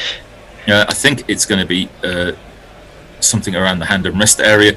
He's on 12, Rowett's on 20, India are 36 for no wicket. And on other concrete related news, Tony. Well, Jay Grover says, what the fucking fuck, Jules? Jules' light has gone and Hotch now has a door. Why are you giving me the fear? Do you have a door there? Can't see that. It's an aperture. Wow. Harriet, an aperture. Yeah, if it was any bigger, it would be a vast yawning chasm in a wall. Okay. Harriet Atkinson has sent us a picture of a sheep. It's the sheep next door, and it's hanging her head and weeping at this day of cricket. Oh, sorry to hear that. Harriet? It looks a very fine-looking sheep, I must admit. I think, to be honest, it's just having a nibble of some grass. I'm not sure it's really thinking too hard about the cricket. Farong says, I think Mr. Kohli would have been strongly advised to bat for at least 3 hours tomorrow. I suppose it's just the temptation of get it done quickly. Yeah. Otherwise, Mr. Paytm, Tata, Hira Hondo, etc. will be on the phone to him. A lead of 400, though, should be safe. There we go. Farong's obviously thinking about our advertising conversation. Yeah, we'll advertise almost anything. And maybe that should be our slogan, Guerrilla Cricket, send me a big box of those, as Moeen bowls his first ball, and outside of Rowett's off stump, he just turns the ball to mid-wicket and there'll be no run. Just got visions of Gorilla Towers. We enter in there after this lockdown's over and it'll be full of incense sticks. Yeah, well, why not? Yes. It's swing and a miss from Rowett, and a stumping opportunity missed by Mr. Folkes, unable to take off. We'd be happy, but the postman would be incensed. So that's it's gone. It's turned an awful long way, but given what I'd heard about Folkes and his wicket keeping, that should have been fairly easy. Rowett outside the line of off stump as this ball hits a combination of bat and pad and squirts out into the offside field, and there'll be no run. Yeah, if he takes that even in one hand, Rowett is gone. However, he is not. So that is in the sort of rough area of the ball that took Virat Kohli's wicket in the first innings, but Rowett just lets the ball hit the bat and drop gently to the ground, and there'll be no run. Yeah. Did we get any GPL entries? We did. Moeen is in again, and that ball is just blocked back to the bowler, and there'll be no run. No runs off this over so far, but Moeen's already gone for 15 in coming up to the end of his third over.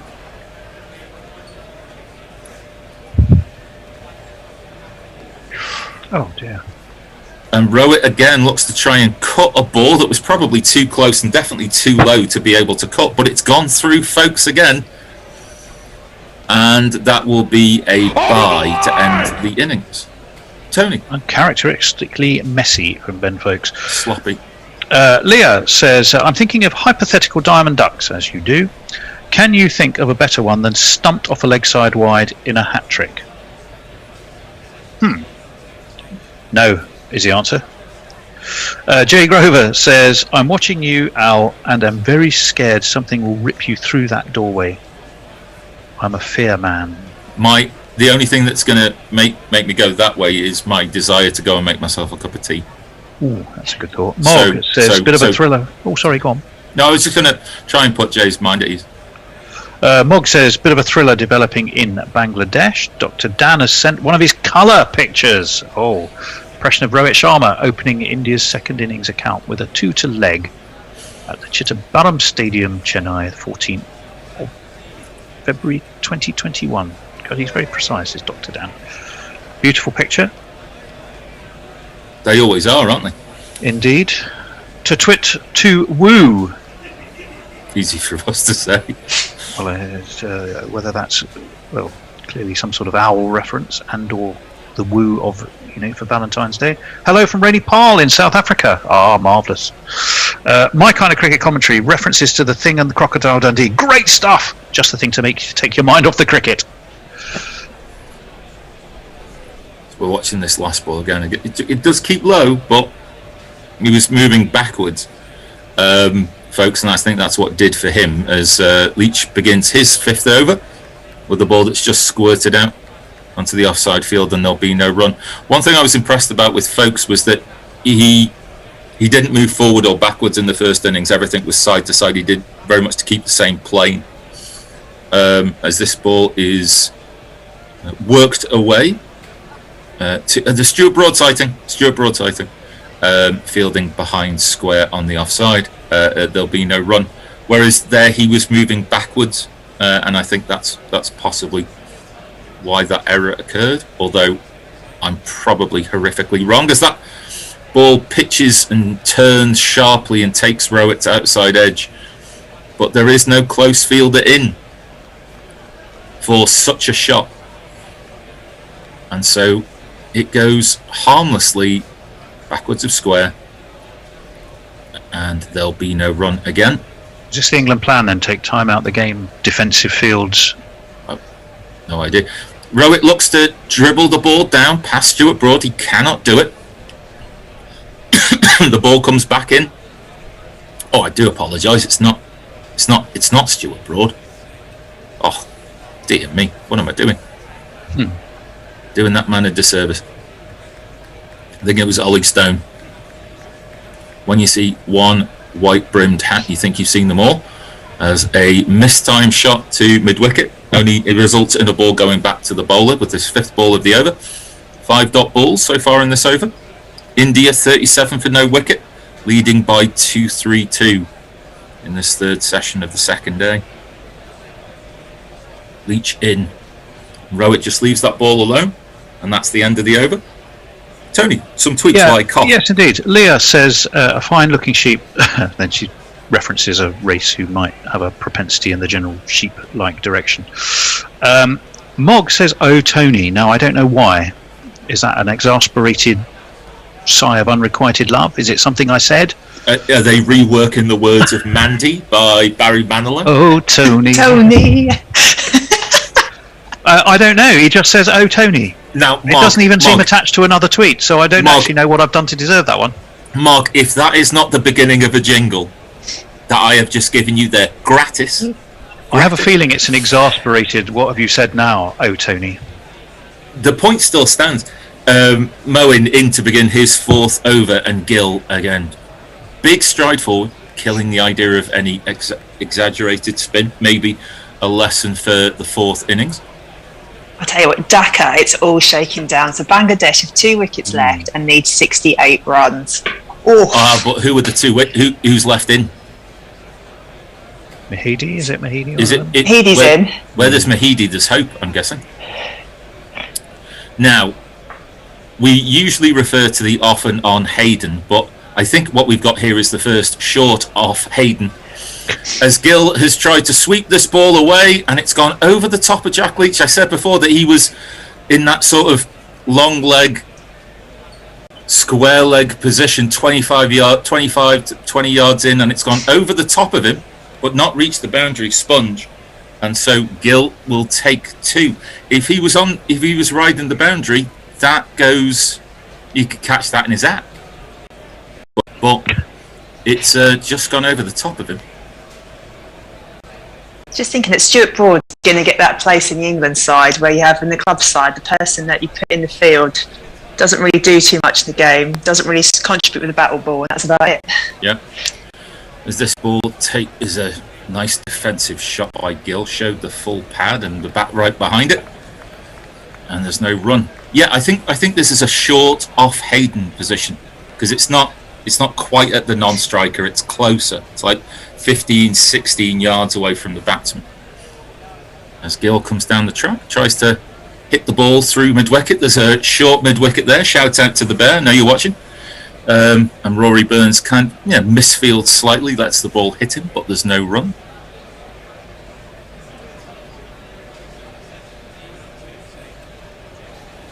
Comes down to track half again. Ball hits the pad first, but he's miles outside the line of off stump, and there's no harm, no foul. One ball left in the over. We're told that there is a minimum number of 7 overs left in the day, at least 7. An attempt at a reverse sweep, which misses Gill's bat, but also misses Folkes' gloves. And Ben Stokes runs and throws the ball in. I don't know if he hurt himself while he was doing that. And that's been leg bite. So not necessarily a huge area by the look of people, but still more extras behind the stumps.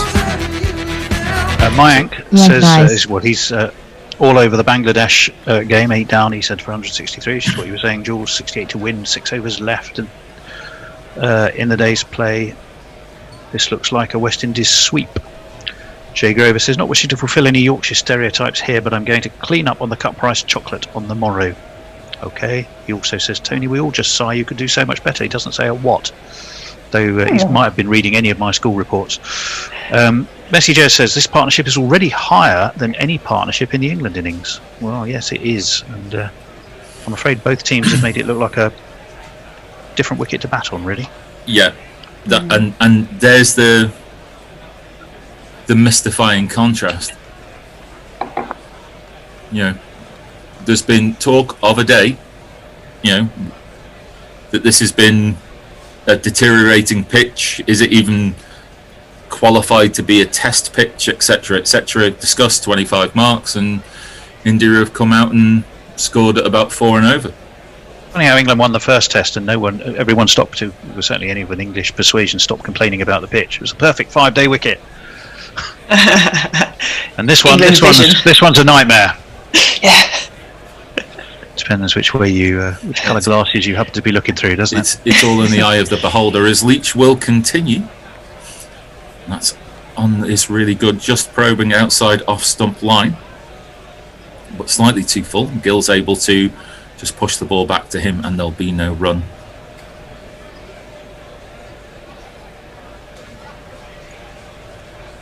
Lots of people on Cricket Tracker, but I'll just say hello to a couple in a minute. That hits the pad first, and he's out. Good lord. LBW. Now, will Gill review? Rowett's given him I think it might have been going down leg, or he's telling him where the pavilion is. I'm not quite sure. 4, 3, 2. 14 and it's like watching a parent with a child. 2, 2.5, 2 3/4. But the decision is out. I was definitely in. Were you definitely in? I don't know. It's hit the pad first. He looks. Oh, what's that? What's the name of that fruit with the stone in them? It's not a peach. It's not a nectar. Avocado. Yeah, plum. That's it. He looks absolutely plum. Absolutely avocado. Absolutely avocado. That's a vegetable anyway, isn't it? An avocado. All right. Is it a fruit or a vegetable, avocado? Nurse. Code blue for Mr. Bishop. Oh, Tony. Oh, Tony. Well, it had a stone in the middle. Shooting Gill. So out, we looked at it twice. LBW bowled Leach, and India are 42 for 1. The collapse is on.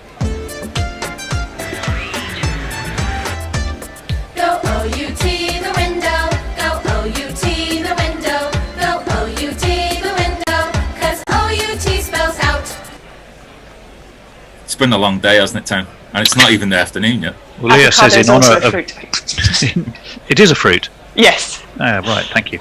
In honour of Joe's captain's knock, I will prepare some root vegetables for lunch, says Leah. Mayank says we might actually finish on time and not need the extra half hour. AJ Ace Rimmer, Space Adventurer, says anger at Broad still clouding his mind, in my opinion. Ed Benson says very quietly, sensible of Leach to take the keeper out of the equation, says Ed Benson. Hello to a few folks on Crick Tracker. Yeah, if you want to, while we're waiting. Pajara's in it. Wait.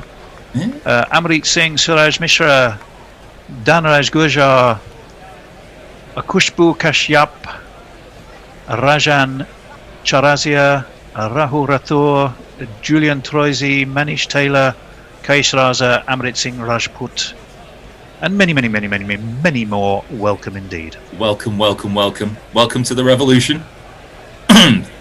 This revolution may well be televised and live, and it's going to be this man coming in at number 3, maybe with a bit of a Say you don't need no RPL, and I'll be satisfied. Tell me that you want to do well inside of the test side. I don't care too much for run rate of Jedishwa Pajara, Jedishwa Pajara, Pajara, Jedishwa Pajara. Oh. There should be an extra bonus for reviewing your wicket for LBW and being out, hitting middle stump halfway up. It's like you should lose a review, a second review. The true Shane Watson style review. And it is Leach bowling to Pajara, and he blocks that ball, tries to get his front foot completely in the way, but just gets his bat in front of it just at the last minute, plays that ball out to mid-wicket, and there's no run. I think we're going to have a change, aren't we, soon? I believe we are. I believe we are. End of this over, maybe. Here for a good time, not a long time, as that is too short, and Pajara is able to rock back in his crease, cut that ball away. And will that beat the fielder? No, Ollie Stone chases it down, and I think there'll be 3. Ollie Stone. We do seem to be overly worried about Ollie Stone. Like he's going to, like he's. Is it just because he broke himself in a silly way that we think he's overly breakable? Sort of Simon Jones-esque. Oh, I mean that was just horrendous, wasn't it? Oh. Not even thinking about it makes me ill. As Rohit probably for the first time, there's no forward, no backward to that particular delivery. In the end, just cuts it down right at the very last minute. Goes behind square on the offside, but there's no run. Last ball of this over, and our spell together. As Rohit plays the ball behind square. The ball comes flying in, a well-taken single. Pope doing the work. But Rohit's on 21, Pajara's on 3, India 46 for 1, and I don't know who's on next. It's Grubby. Take care. Thanks, Al. Thanks, Jules. Thanks, Tone. Yeah, 46 for 1, India. England just having made the breakthrough with Gill being out. Excellent review from Gill. Fantastic stuff. So that's 4 in a row that, including England's first batting innings, that India have spectacularly wasted. That's rubbish reviewing, isn't it? Well, again, you've got to look to your teammates, and I don't know what the chat was with Rohit, but Rohit's got to tell him. I think Rohit did. I think Rohit was trying to tell him to Don't not do it. bother. Well, in that case, once you do that to the umpire, that's the end of it, isn't it? You know. Rohit facing up and attempting another one of those sweeps from outside the off stump. This one a little bit too short. He was rather stretching for that one. He doesn't get anything on it. It takes him about the body and plops down the offside. There's no run. Well, actually, you hit him in the helmet as he got very low to play that. Got him in the grill. And I think the umpire might have signalled for someone to come on. That surely they're not going to have a head injury review, are they? I mean, yes. Well, I mean, if you're going to be consistent about it, why not? You know, it could still do something. It doesn't have to be a particularly hard injury to cause a hard head impact to cause potential head trauma. I think it's worth. I think it's worth erring on the side of caution in general. I think actually teams are generally quite lax with the head injury protocols in general. You got hit in the head, brother. Mog says, "Hey Al, you can't say the collapse is on. That's my thing." And Pirate Badshar has sent us in a picture of a talking avocado. Absolutely avocado, says Eamon. Things you expect to hear on Gorilla Cricket, absolutely avocado. Raucous laughter in the Gorilla Cricket commentary box is always a welcome sign of us all having some fun. The confusion over the vegetable fruit status of avocados is reflective of the confusion over whether this is a shit or a fantastic pitch, says Messy Jez. Leave Tony alone, says Joe Grover. Anyone in advertising during the 80s has brains of cheese at this stage. Also, Ed, you're a negligent lawyer. Nestlers, have you been putting on items of clothing steadily throughout the day? Well, I went outside. Yeah. When I was off air, and it's fucking freezing here. Yeah, it is. So I put on a hat and a scarf. I haven't taken the scarf off yet. It's actually a bit warm. So I took the other hat off because it was too warm on that hat. It's a furry hat, you know. One of those Russian jobs. Bear's got one. Moeen is in again. We are resuming, and this one takes Rowett on the front pad, stretching forward there. He arguably didn't offer a shot there, and yet the appeal for LBW is pretty half-hearted. It seems, by the way, that our website has disappeared, which is rather unhelpful. Actually disappeared? It appears to have done so, yes. This is unhelpful. Things you have to put up with. It's been an odd couple of days, tech-wise. What on earth are England reviewing here? So, England obviously have reviewed it. I mean, I think it's fair enough to say he didn't play a shot, although he was feigning as if he did. Rowett, the ball's got a long way to travel, but in the days of the third umpire and DRS, these can sometimes be given. But I'd be surprised. I mean, you've got to ask: is it turning enough? Is it turning too much? Is it bouncing too much? It's one thing that's never been clear to me is whether the third umpire is empowered to make a decision as to whether or not he's playing a shot. Well, the on-field umpire might tell him. I think I have seen that. In fact, the third umpire telling the third umpire whether he was adjudged to have been playing a shot. I suspect the answer in this case will be no.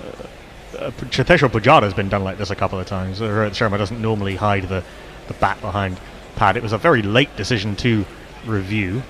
Seeing this now, sort of hit the kind of foot mark. It's hit him a long way outside the line of off stump, and it looks as though he's been adjudged to be playing a shot, and so none of this matters.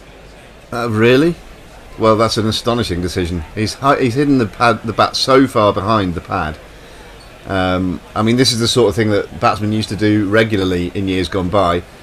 But once again, I don't think we've had the full value of the review there. I should imagine the whole of that review was predicated on him not playing a shot.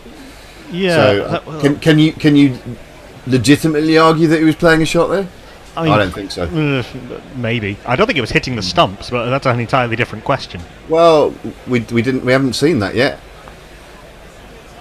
Anyway, it's not going to have a material effect on the game because India are so far ahead, 240 odd ahead at the moment.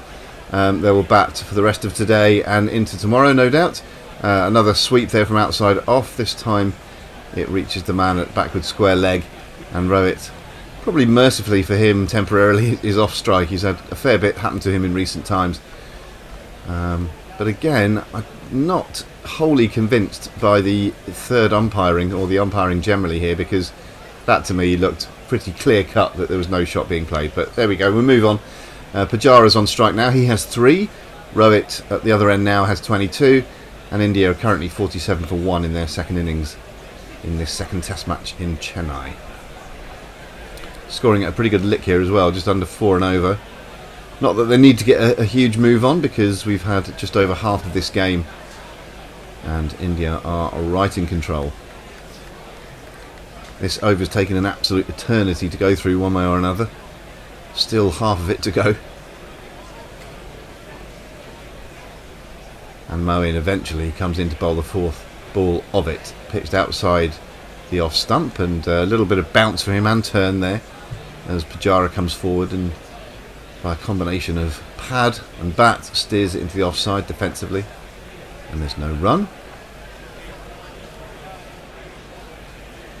Rohit Sharma, who will probably be man of the match, I should imagine. It's another full toss, and Moeen gets away with that one as Rory Burns in the mid-wicket area. One or two fielders stationed quite close together there.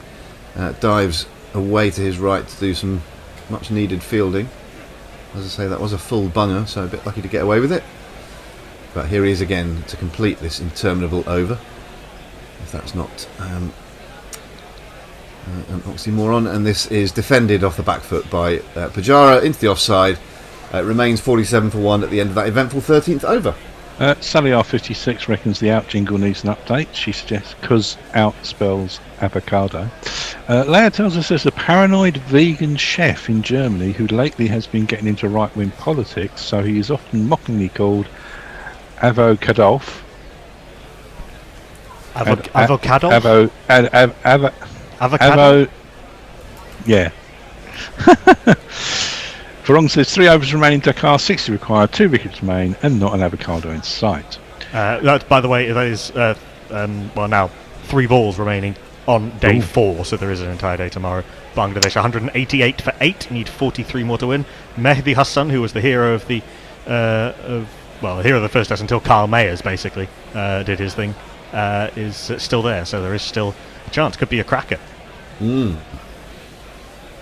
2 unbelievably exciting games they've played in that series. Rowett back on strike to Jack Leach, who starts a new over, and Rowett is forward in defence, playing it gun barrel straight back up the pitch. In early 20th century, avocados were called alligator pears. Things you didn't need to know, says Luigi Magpie. Yeah, it's a fairly common term, I think that. Is it? Yeah. Leach round the wicket, and a reverse sweep. I've not seen too many of them. It takes him on the body as he goes down to play it, and he's given out LBW and reviews it immediately. So things are happening. Rowett went down, looked to get the reverse sort of paddle sweep out, didn't make any connection. I think it took him probably in the chest, but he was very low down trying to play the shot. So it looks a decent shout, but we'll see how decent it is on review. They must have hit him if he's reviewed that quickly. Yeah, bottom edge, big bottom edge. Oh, yeah. That's why he was so quick. Yeah. Looks like no doubt they'll check it on Ultra Edge as well, but it does look to the naked eye on that review that he's got a bottom edge to it. So we should be able to move on fairly swiftly with our lives. Yep. There you go. Definite bottom edge. Another umpiring decision that's wrong umpiring decision, but there we go. That's what the review is for exactly that sort of thing. Jay reckons I look like his dead Irish nan.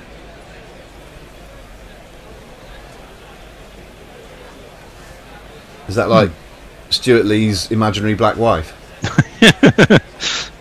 Yeah. Jack Leach, figures of 1 for 13. Into his 7th over now. Has just been denied rightly by that under edge there. A full ball this time, which allows Rowett to get off strike, clipping it through square leg for a single. 48 for 1. Ed Benson says, if that's a shot, I'm an international rap superstar. Just got visions in my head. That would be a surprise, wouldn't it? Loudy McLeod MC.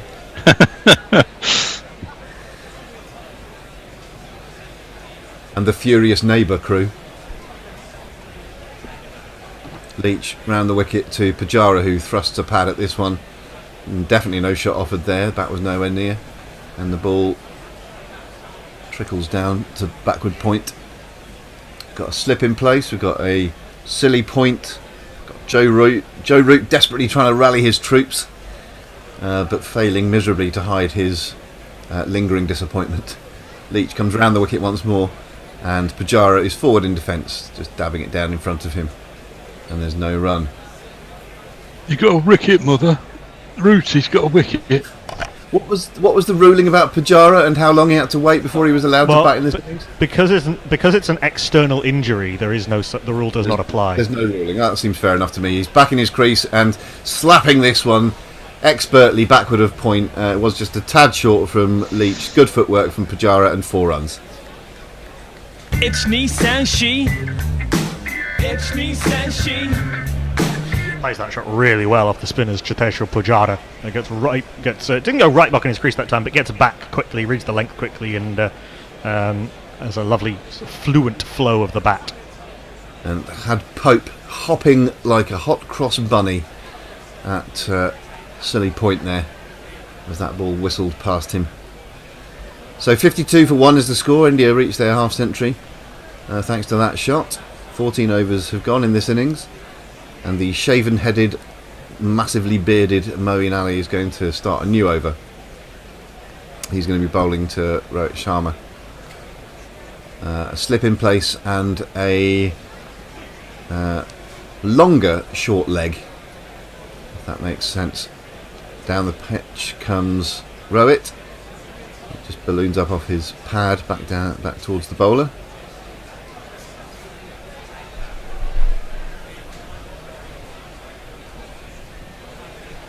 Yeah, poetry in motion, that back cut 4 from Pujara at the end of the last over. Premeditated lap sweep attempted here by Rohit. He's not making contact at the moment and doesn't do again as this ball takes him on the pad.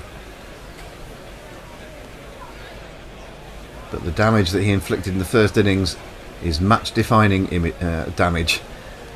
Probably get man of the match for that. And once more he's thrusting a pad at this one. Used his feet, bat nowhere near it, and just effectively kicked it away into the offside. Bit of a smile on there, why wouldn't he have?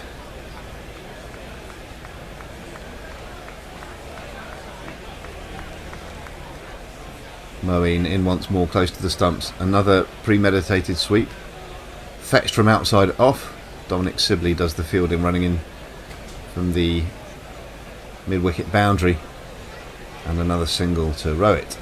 Just on this review thing, it is the on-field umpire who decides whether the batter is playing a shot. So the third umpire has no leeway on that. So the on-field umpire decided that Rohit was playing a shot, which, again, that is exactly the sort of thing that umpires used to decide all the time. But it does seem a slightly weird decision in that instance. Pujara uses his feet this time, and it takes him on the pad and really does balloon, landing mid-pitch. Nothing doing there. But is that the sort of thing that's routinely communicated from the on-field umpire to the third umpire, though? I've heard that communicated from third umpire to on-field from on-field umpire to third umpire. Yes. Once more using his feet, once more being taken on the pad, and once more winding up in the bowler's hands.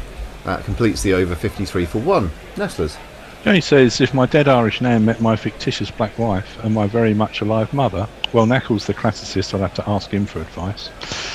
Lots of chatter about the not playing a shot, which I think we've all now confirmed that it's down to the on-field umpire. Although Tony Cork says, are you saying it's another episode of premature adjudication? No, we got that one wrong. That it was assigning blame to the third umpire. The TV umpire does not make that consideration. It is entirely no, that's what everyone's saying. The choice of the on-field umpire, which is fine. It's nice to have these things cleared up in quick time. And now we are going to see whether it was hitting the stumps, and it was. It was smashing into middle stump. Oh dear. Although you can, again, that is the sort of decision that in terms of whether the batter is playing a shot, that third umpires have been making for years. Possibly incorrectly, but still. Flipped round the corner by Rohit. It's a new over from Leach, and no run as it's fielded at backward square. Yes, a history of wrong doesn't necessarily make it right. And I think on that one occasion, unlucky not to get the wicket. I wasn't criticising the third umpire per se, just the umpires in general at that point, because it was pretty clear he wasn't paying a shot. Anyway, I'm going to leave it now. Rohit goes back, cuts this one to backward point, and can't beat the fielder. There's no run. There's another wicket in the other game. They still need, 60 or 70, and now just one wicket to go? Leach round the wicket, in at middle and leg, and Rohit once more has used his feet and full face of the bat up to mid-on, and there's no run. Yes, indeed. The wicket has fallen. The wicket of Naeem Hassan, LBW, to Craig Brathwaite, who's taken a couple of wickets. 3 wickets, in fact, with his very part-time off-spin. All of the bowlers basically rotating around Rakeem Cornwall, who's just bowled from one end throughout the innings. Beautiful delivery that from Leach, from round the wicket, drifting in, pitching on about off, and then turning quite sharply away with good bounce as well on this occasion. Rowett, a good leave from him, and taken, as you'd expect, pretty well by folks behind the sticks. Here comes Leach again. This is an even better delivery, pitching on about middle and off, turning away sharply again, and those bails are whipped off by folks, but I think Rowett's got his foot behind the line quite clearly this time. Must have been close to the outside edge as well, that one. Beautiful piece of bowling.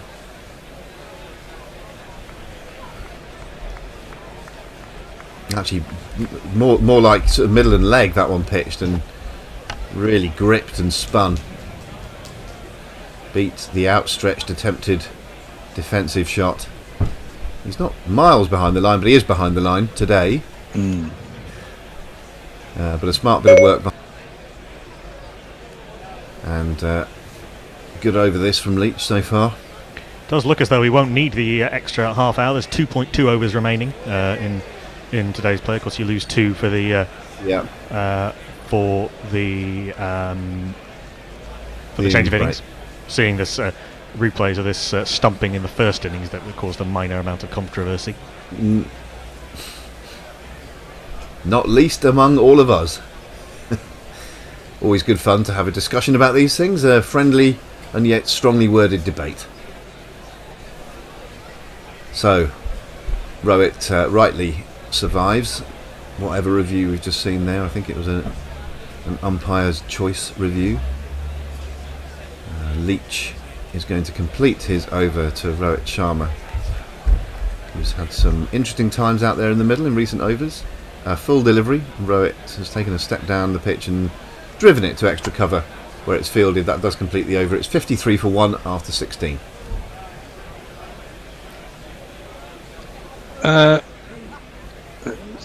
Tons and tons of tweets about this decision by the about not playing a shot. It's down to the on-field umpire. We've cleared that up. We don't know what he said to Joe Root. And Joe Excuses says, "Folks, top scored, didn't he? Yeah, better drop in immediately then."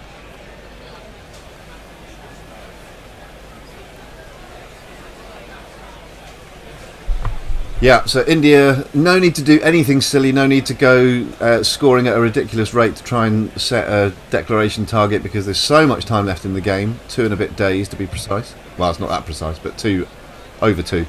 Pujara taking a good couple of strides down the pitch to this first ball of the Moeen over, and clipping it through the onside, but can't beat the field. He's doing that thing which he often does, of holding his bat out, looking at the back of it almost before it's part of his setup, and then into his stance. This ball, he once again uses the pad as the first line of defence and allows it just to balloon off the pad up into the offside. So we're seeing a lot of good use of the feet by both of these batsmen, perhaps mindful that the pitch is only going to deteriorate further and trying to smother the spin as best they can. Here comes Moeen. He's bowling a good line at the moment, this outside off line, sort of aiming it at a 5th or even a 6th stump, if you will, and allowing the pitch to do the work and the spin to take effect from that line. This is just defended once more. Here comes Moeen again, and not for the first time it balloons off the pad as Pujara thrusts said pad towards the ball. Yeah, so the good over rate, which I'm always pleased to see, largely because India were really flying through their overs for much of today. They got through 19 overs in an hour at one point. Yeah, I think when Akshar were bowling. It's not obviously replicable that often. No, but it's certainly doable. And Moeen's going to come round the wicket this time to Pujara, angling it across the right-hander, and Pujara defending this one to point. And there's no run. Mehdi Hassan, by the way, has just hit 10 runs off an over from Rakeem Cornwall, but he's not on strike. So there's 8 overs left in that day. Bangladesh need 29 runs, but their number 11, who's on naught, is on strike. Pujara once more using his feet. It takes him on the pad again. A bit of a hopeful shout for LBW from behind the sticks by folks. The ball balloons out to the offside. There is no run. It completes the over, 53 for 1 after that maiden from Moeen. Excellent. Anything at all. Anything? Sorry, anything, question mark. Who needs an outstanding wicketkeeper who bats very well anyway, says Tai Pang Shan. True. Dave Meldrum says, you're not allowed to make any mistakes. Mistakes are forbidden. Human beings do not make mistakes. That's irony. Carry on. You're allowed the occasional mistake. Keep up the good work. Yeah, I mean, in professional sport, whenever anybody makes an error, I think that was a reference to us. It's always amplified. I think that was a reference to us saying that. Oh. Yeah, he tweeted out about the Rohit thing, but yeah, we got it wrong and tweeted out as such. Probably should have known that law, but or should have remembered that was the law, but did not in the moment and have clarified that. So somebody called us professional commentators, which I didn't respond to because we're not. We don't get paid. Much, although we would like to. Yeah. Professional in orbit bank balance. So a bit of microwave cricket going on today, i.e. the game's moving on pretty quickly. 216 runs have been scored in the day's play, 15 wickets have fallen, and on the number of runs scored, we've had quite a lot of GPL entries, the Guerrilla Prediction League. Actually, I can bring you news of that. Yeah. I know we're just seeing a replay. I can bring you those. We have a goodly number of entries. Some of the picks have already gone because some people went for under 200, a bit pessimistically during the day. But 223, 233, 236, 238, 247, 257, 269 and 297 are all to varying degrees still in the game. Well, if we get the extra half hour, because if there's only one over left... If there's only one over left, then 223 is the only one that could conceivably come about. So you'd need 8 of this last over, if it indeed is to be the last over. I assume 223 is Mezzi. I think there's something with a 3 in it. Leach round the wicket to Rohit, stretches forward in defence. It's fielded at silly point. So he needs 8 runs off 5 balls, assuming that is Messi or whoever it is who's on 223. It is.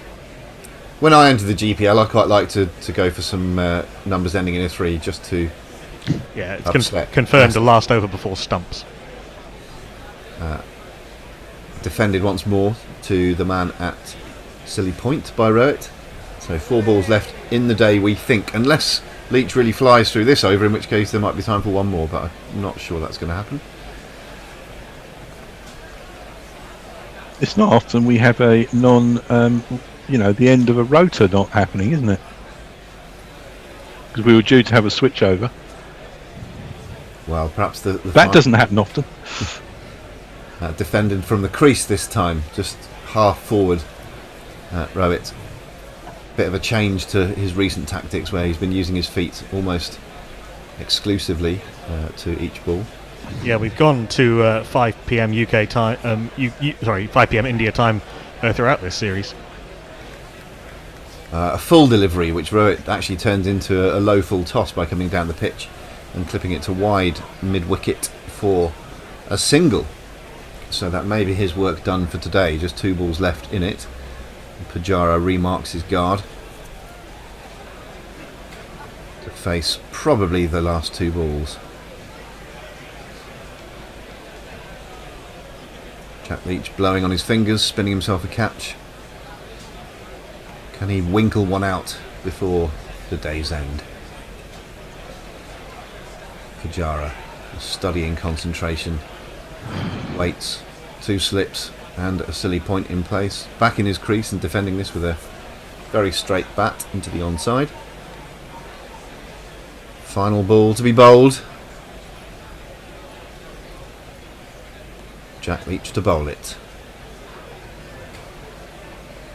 Pujara just distracted by something behind the bowler's arm. Yeah. Someone just moving in front of the sight screen, perhaps. He does that thing of inspecting the back of his bat before taking guard. Now he's ready. Classic stance at the crease. Set quite well back in his crease is Pujara. And Leach bowls to him now from round the wicket, and he's forward in defence. Defends it stoutly and successfully into the onside. That does complete the over. That does complete the day, we think. And India's lead is 249. So quick recap of the day then. 300 for 6 was the India overnight position. That quickly became 329 all out, with Moeen Ali taking 4 wickets for England.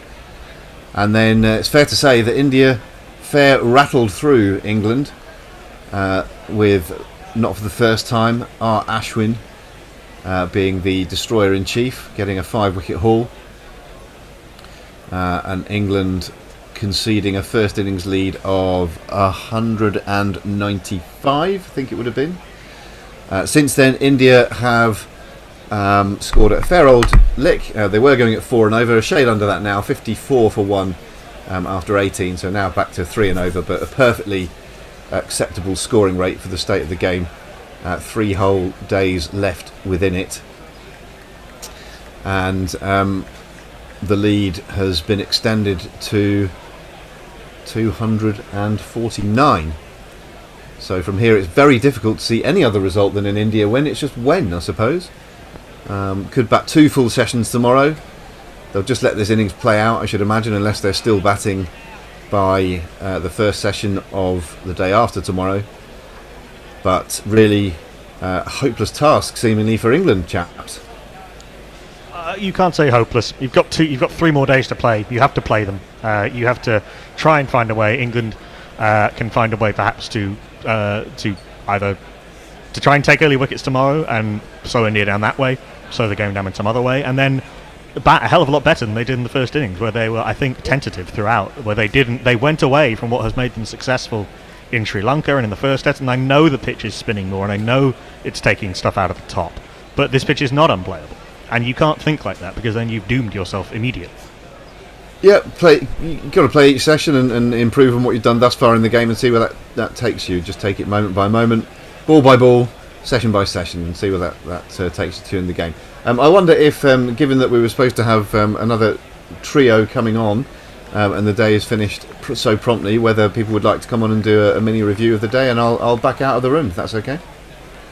Jules, if you want to come on. By the way, it's very exciting times in Dhaka, where again Rakeem Cornwall is at a 6 and a 4 again for the second over in a row off Rakeem Cornwall, and he's now managed to get on strike for the next over. So Bangladesh need 18 runs from, well, it's 5.5 overs left today plus tomorrow. Bangladesh and West Indies need 1 wicket to win the series.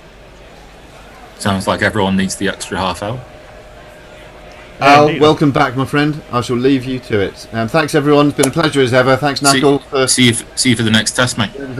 See you soon, everyone. See you, Grubby.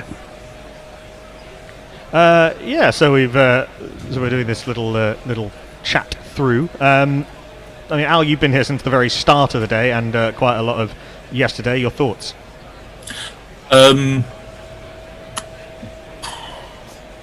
It's difficult not to get. I mean, given that this is St. Valentine's Day, it's difficult not to get away from calling today a massacre. As I did in our right at the top of the show, with some advisement, because making light of horrible events. But it has been very much India's day, and as I was saying, I think England have gone away from what has made them successful. I think there's a number of contributing factors. I think that England have played as well as India have allowed them to play. I think that India have kept their foot on the gas all the way through the day. The only time that you could say was England's was the first half hour to get out of India's first innings, coming in at 300 for 6. With Rishabh Pant at the crease to 329 all out would have been a good outcome for England. But hold the phone.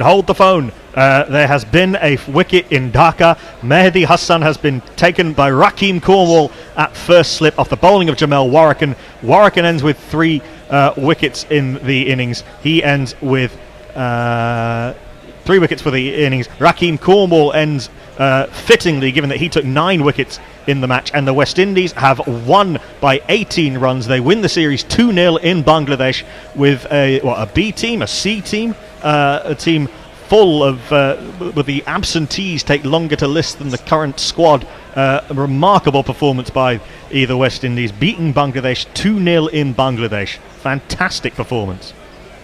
I love situations like this because it challenges the concepts, it challenges the thinking, and right from the very top, that Brathwaite must have done something as a leader of that group of people in order to get those results, because Bangladesh is not an easy place to go. No. They're a very different proposition at home than they are away. So, there's. I'm really glad that if our friend Mash looks in his bag, he's going to find another test. But I think that there's some really, really interesting thought processes that need to go on with that West Indies team in the next 3 to 6 months. Yeah, Brathwaite has had a horrible run as West Indies Test captain, and the last time, in fact, I think he was captain last time West Indies were in Bangladesh, and they got humiliated, and he barely scored a run. So yeah, the West Indies made 409 in their first innings, 92 for Joshua Da Silva, friend of the show and friend of Jules, top scoring. Jules does a Henman fist pump. And Nkrumah Bonner made 90, Alzari Joseph made 82, Brathwaite himself made 47. 4 wickets for Abu Jaid, 4 for Tajul Islam. Bangladesh were bowled out for 296, 5 for Rakeem Cornwall, 3 for Shannon Gabriel, 2 for Alzari Joseph, Mushfiqur Rahim and Mehdi Hassan making 50s. The second innings, lots happened.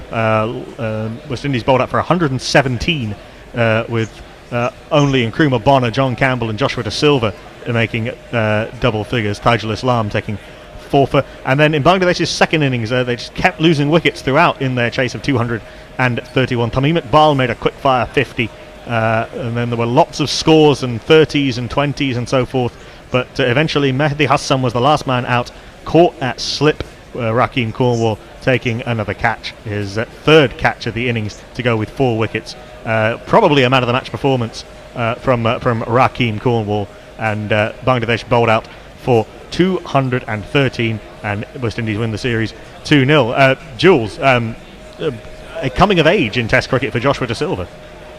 Yeah, absolutely. I think, and just looking at his battings in the first innings when he was over here and playing club cricket, he showed absolute potential with the bat. It's been an interesting discussion because although he can keep wicket, there's a few people that can keep wicket in that West Indies side.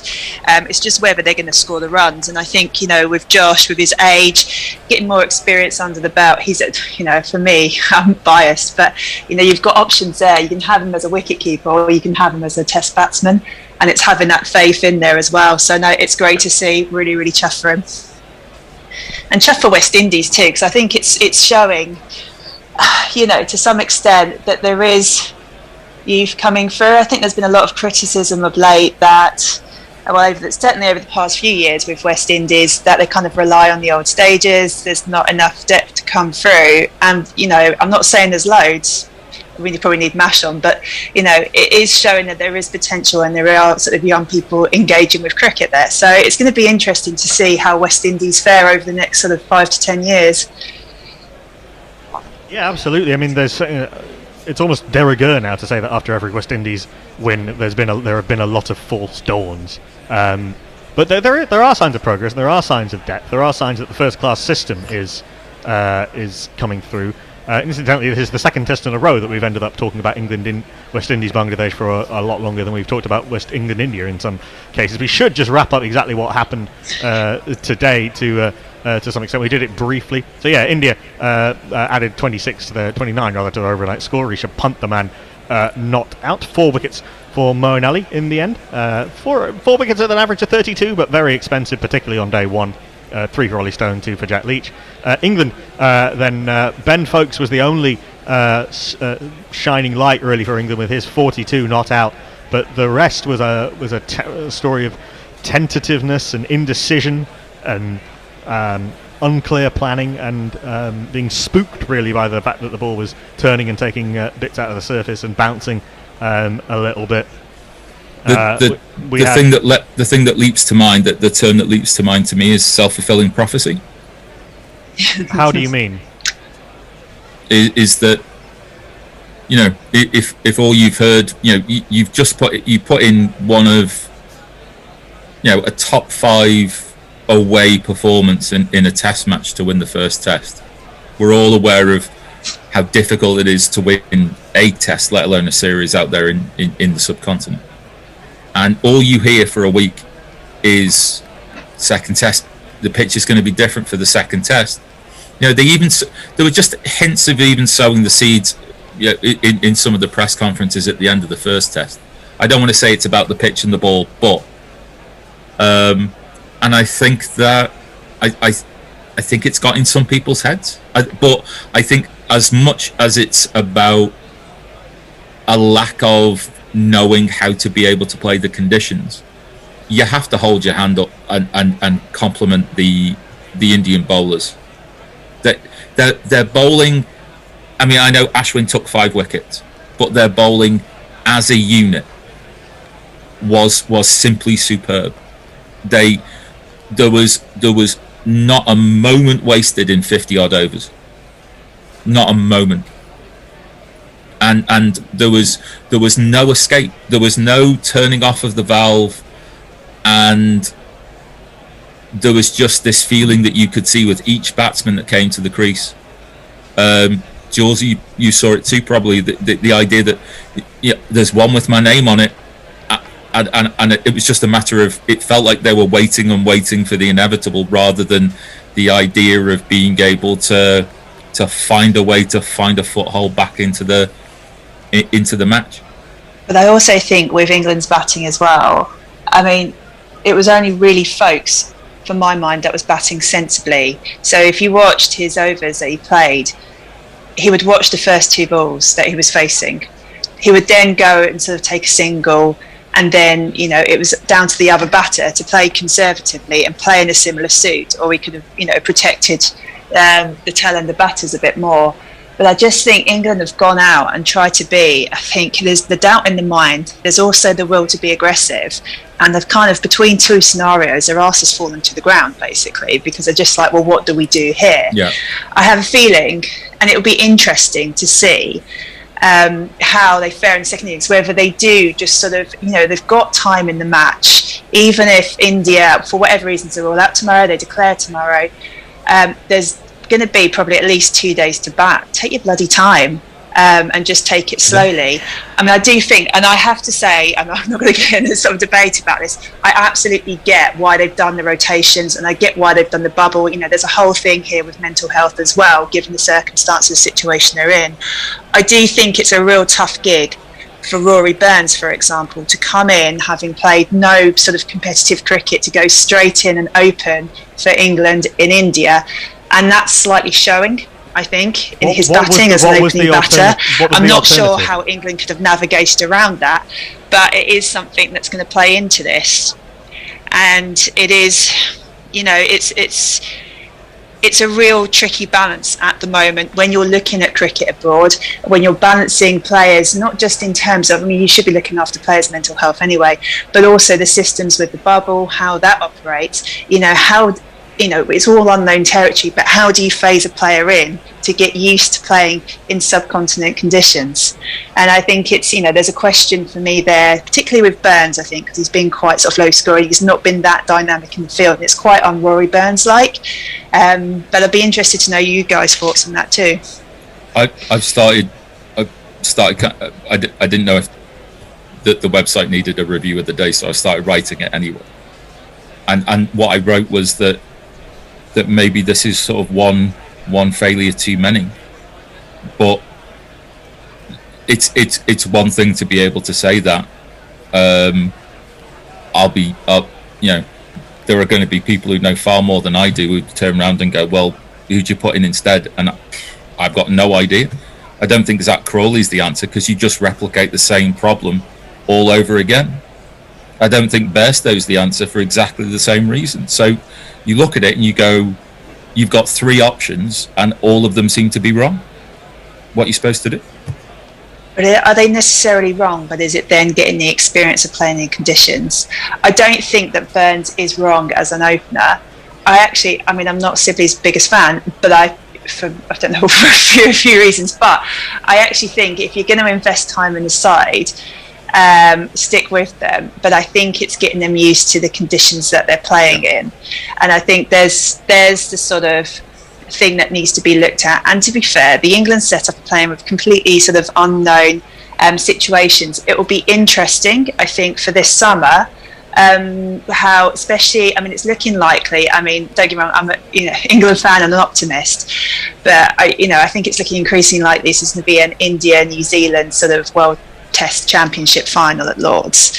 Actually, how they're going to balance their squads, how they're going to manage player rotation, that type of thing, and how that plays into it. Because to some extent, the conditions here, I mean, I'm assuming we're going to have a typical British summer here. So the conditions are going to suit New Zealand more than they do India. How are India going to sort of work with that? Bearing in mind they've also got a test series against England. I think it's going to be interesting to see how other teams listen and sort of learn from what England have done if they do take that tact at all. The only way to guarantee a good English summer would be to put us all in lockdown again. That'd be an interesting one, because that World Test Championship final, if India do make it, is before that India Test series. So you would imagine that India will play their strongest team for that strongest available team. Although, I mean, in terms of typical Test summer, it could well actually be with that game is at the Rose Bowl because of biosecurity issues. But either way, India and New Zealand both have very good seam attacks, and India probably maybe, I think, if you in totality maybe slightly ahead, given the quality of the spin attack relative to New Zealand. I think an India-New Zealand World Test Championship final in England will be fascinating if it does get there. Reminder: India need to win the series by 2 games. Two games to 1. Just win the series. Now it is win the series, yes. Because the only series victory that could have sent Australia through was a 1-0 win. Obviously, that can't happen now. So if India win 2 of these remaining 3 tests and don't lose one, then they will be through to the World Test Championship final. England had to win 3-0 or 4-0, or I think 3-1 to make it through to the World Test Championship final, which is always going to be a long shot. I take your point, Jules, on Rory Burns. I don't really know what else they could have done. He has been the best opener in England for the last several years. Zach Crawley's now injured anyway, so they couldn't have gone with that option that they did. Well, no, I thought he was maybe coming back for the day-night tests. Yes, he is, but he wasn't available for these first 2 test matches. Yes, and to be fair, did not cover himself with glory in Sri Lanka. It is difficult to adapt, and the same will be true, when Shubman Gill comes to England, for example, or whoever else. You do have to adapt to new conditions, and that's part of the job. England were superb in that first test. Their planning was brilliant. The way they executed their plans, their commitment to the plans was brilliant. They outbowled, outbatted, outfielded India from day one, and I think the same has been true in reverse of this test match. Yeah, no, it is as simple and as complicated as that. Because whilst that's the great first 10 words, there's at least another 1,000 words that lie underneath as to why that's the case. There's going to be lots said, lots written about the conditions. But India coming out to bat for their second innings, if it is that there are demons and things are disintegrating and turning, then both teams batting on the same day surely shows that those conditions will be equal. Yeah. And India are 54 for 1 off a dozen overs. Yeah, I mean, obviously leading by 200 does make things easier, but there's a reason for that too. I would turn around and say that that's only a partial reason why that's the case. I would agree. England's fielding, in terms of the field placements in that second innings, wasn't.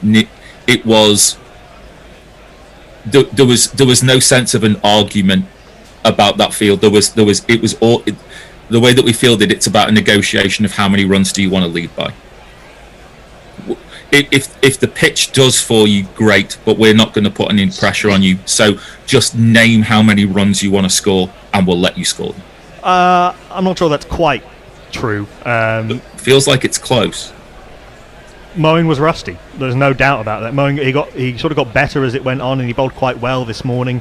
And I didn't think bowled too badly when India came out to bat for the second innings, but. He is showing some rust. He's been, it's a very marginal call as to whether he or Don Bess have bowled better. I mean, Bess gets a little bit more leeway because he's less experienced. I guess. Bess was criticised and dropped. There was no sense of calling it squad rotation. It was simply a question that Bess is dropped and Moeen is in. So to that end, you believe that there is benefit in doing it, that Moeen will give you something that Bess didn't give you. And all that Moeen gave you was the same amount of wickets for more runs. You know, if that's the experiment you want to call it, like dropping and replacing, then the experiment failed in the first innings. Yeah, Moeen didn't bowl. He didn't bowl very well. He took his wickets at a time that weren't, not that they weren't important, because they could have been had England batted better. But he did let India score quite quickly, and wasn't able to trouble the top order particularly. It is a. But this is what makes the game as complicated and as simple as it is that there's these myriad of intricacies and sliding doors moments, and you know the last ball before lunch. Ashwin is bowling to Lawrence. Ashwin, for whatever reason, backs out of the delivery, goes away and resets. Now, we'll never know what happens in the infinite universes where that ball is bowled first time out, but we know in our universe, Lawrence gloves that ball to short square leg, and the wicket's taken, and that was a huge difference. So you get from being 3 down to 4 down. It's that, you know, there's all these small moments upon which big things occur. So,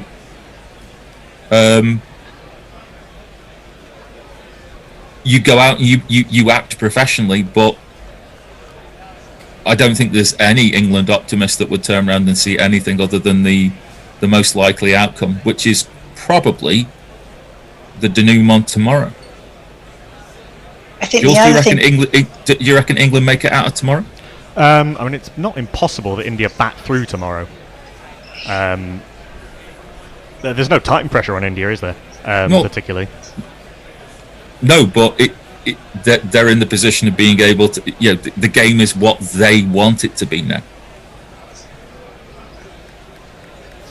I mean, I'm going to call this here. It's absolutely India's game to lose here. I mean, it'd be amazing if they did lose. I think the other thing to look at between both the games so far is actually in that first innings. If you look at England's first innings, Root got a big score. There were a couple of others that got over 50, nothing really major, and then the rest were out quite cheaply. If you look at India's first innings, it's actually not too dissimilar. So you've got Sharma of 161, okay, you've got Rahane, which is good to see him get runs because he didn't have a good first game. And Pant just seems to get runs because of the way he's just an aggressive player and that's the way he plays.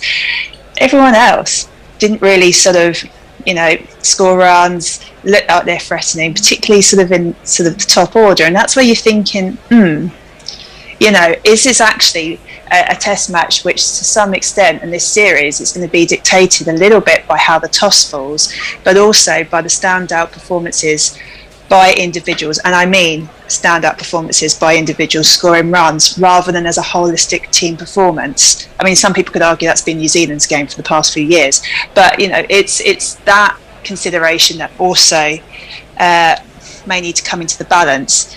And you know, it also, there's a bit of a discussion I was having with someone yesterday. Actually, is this series going to be decided on a coin toss? I don't buy that.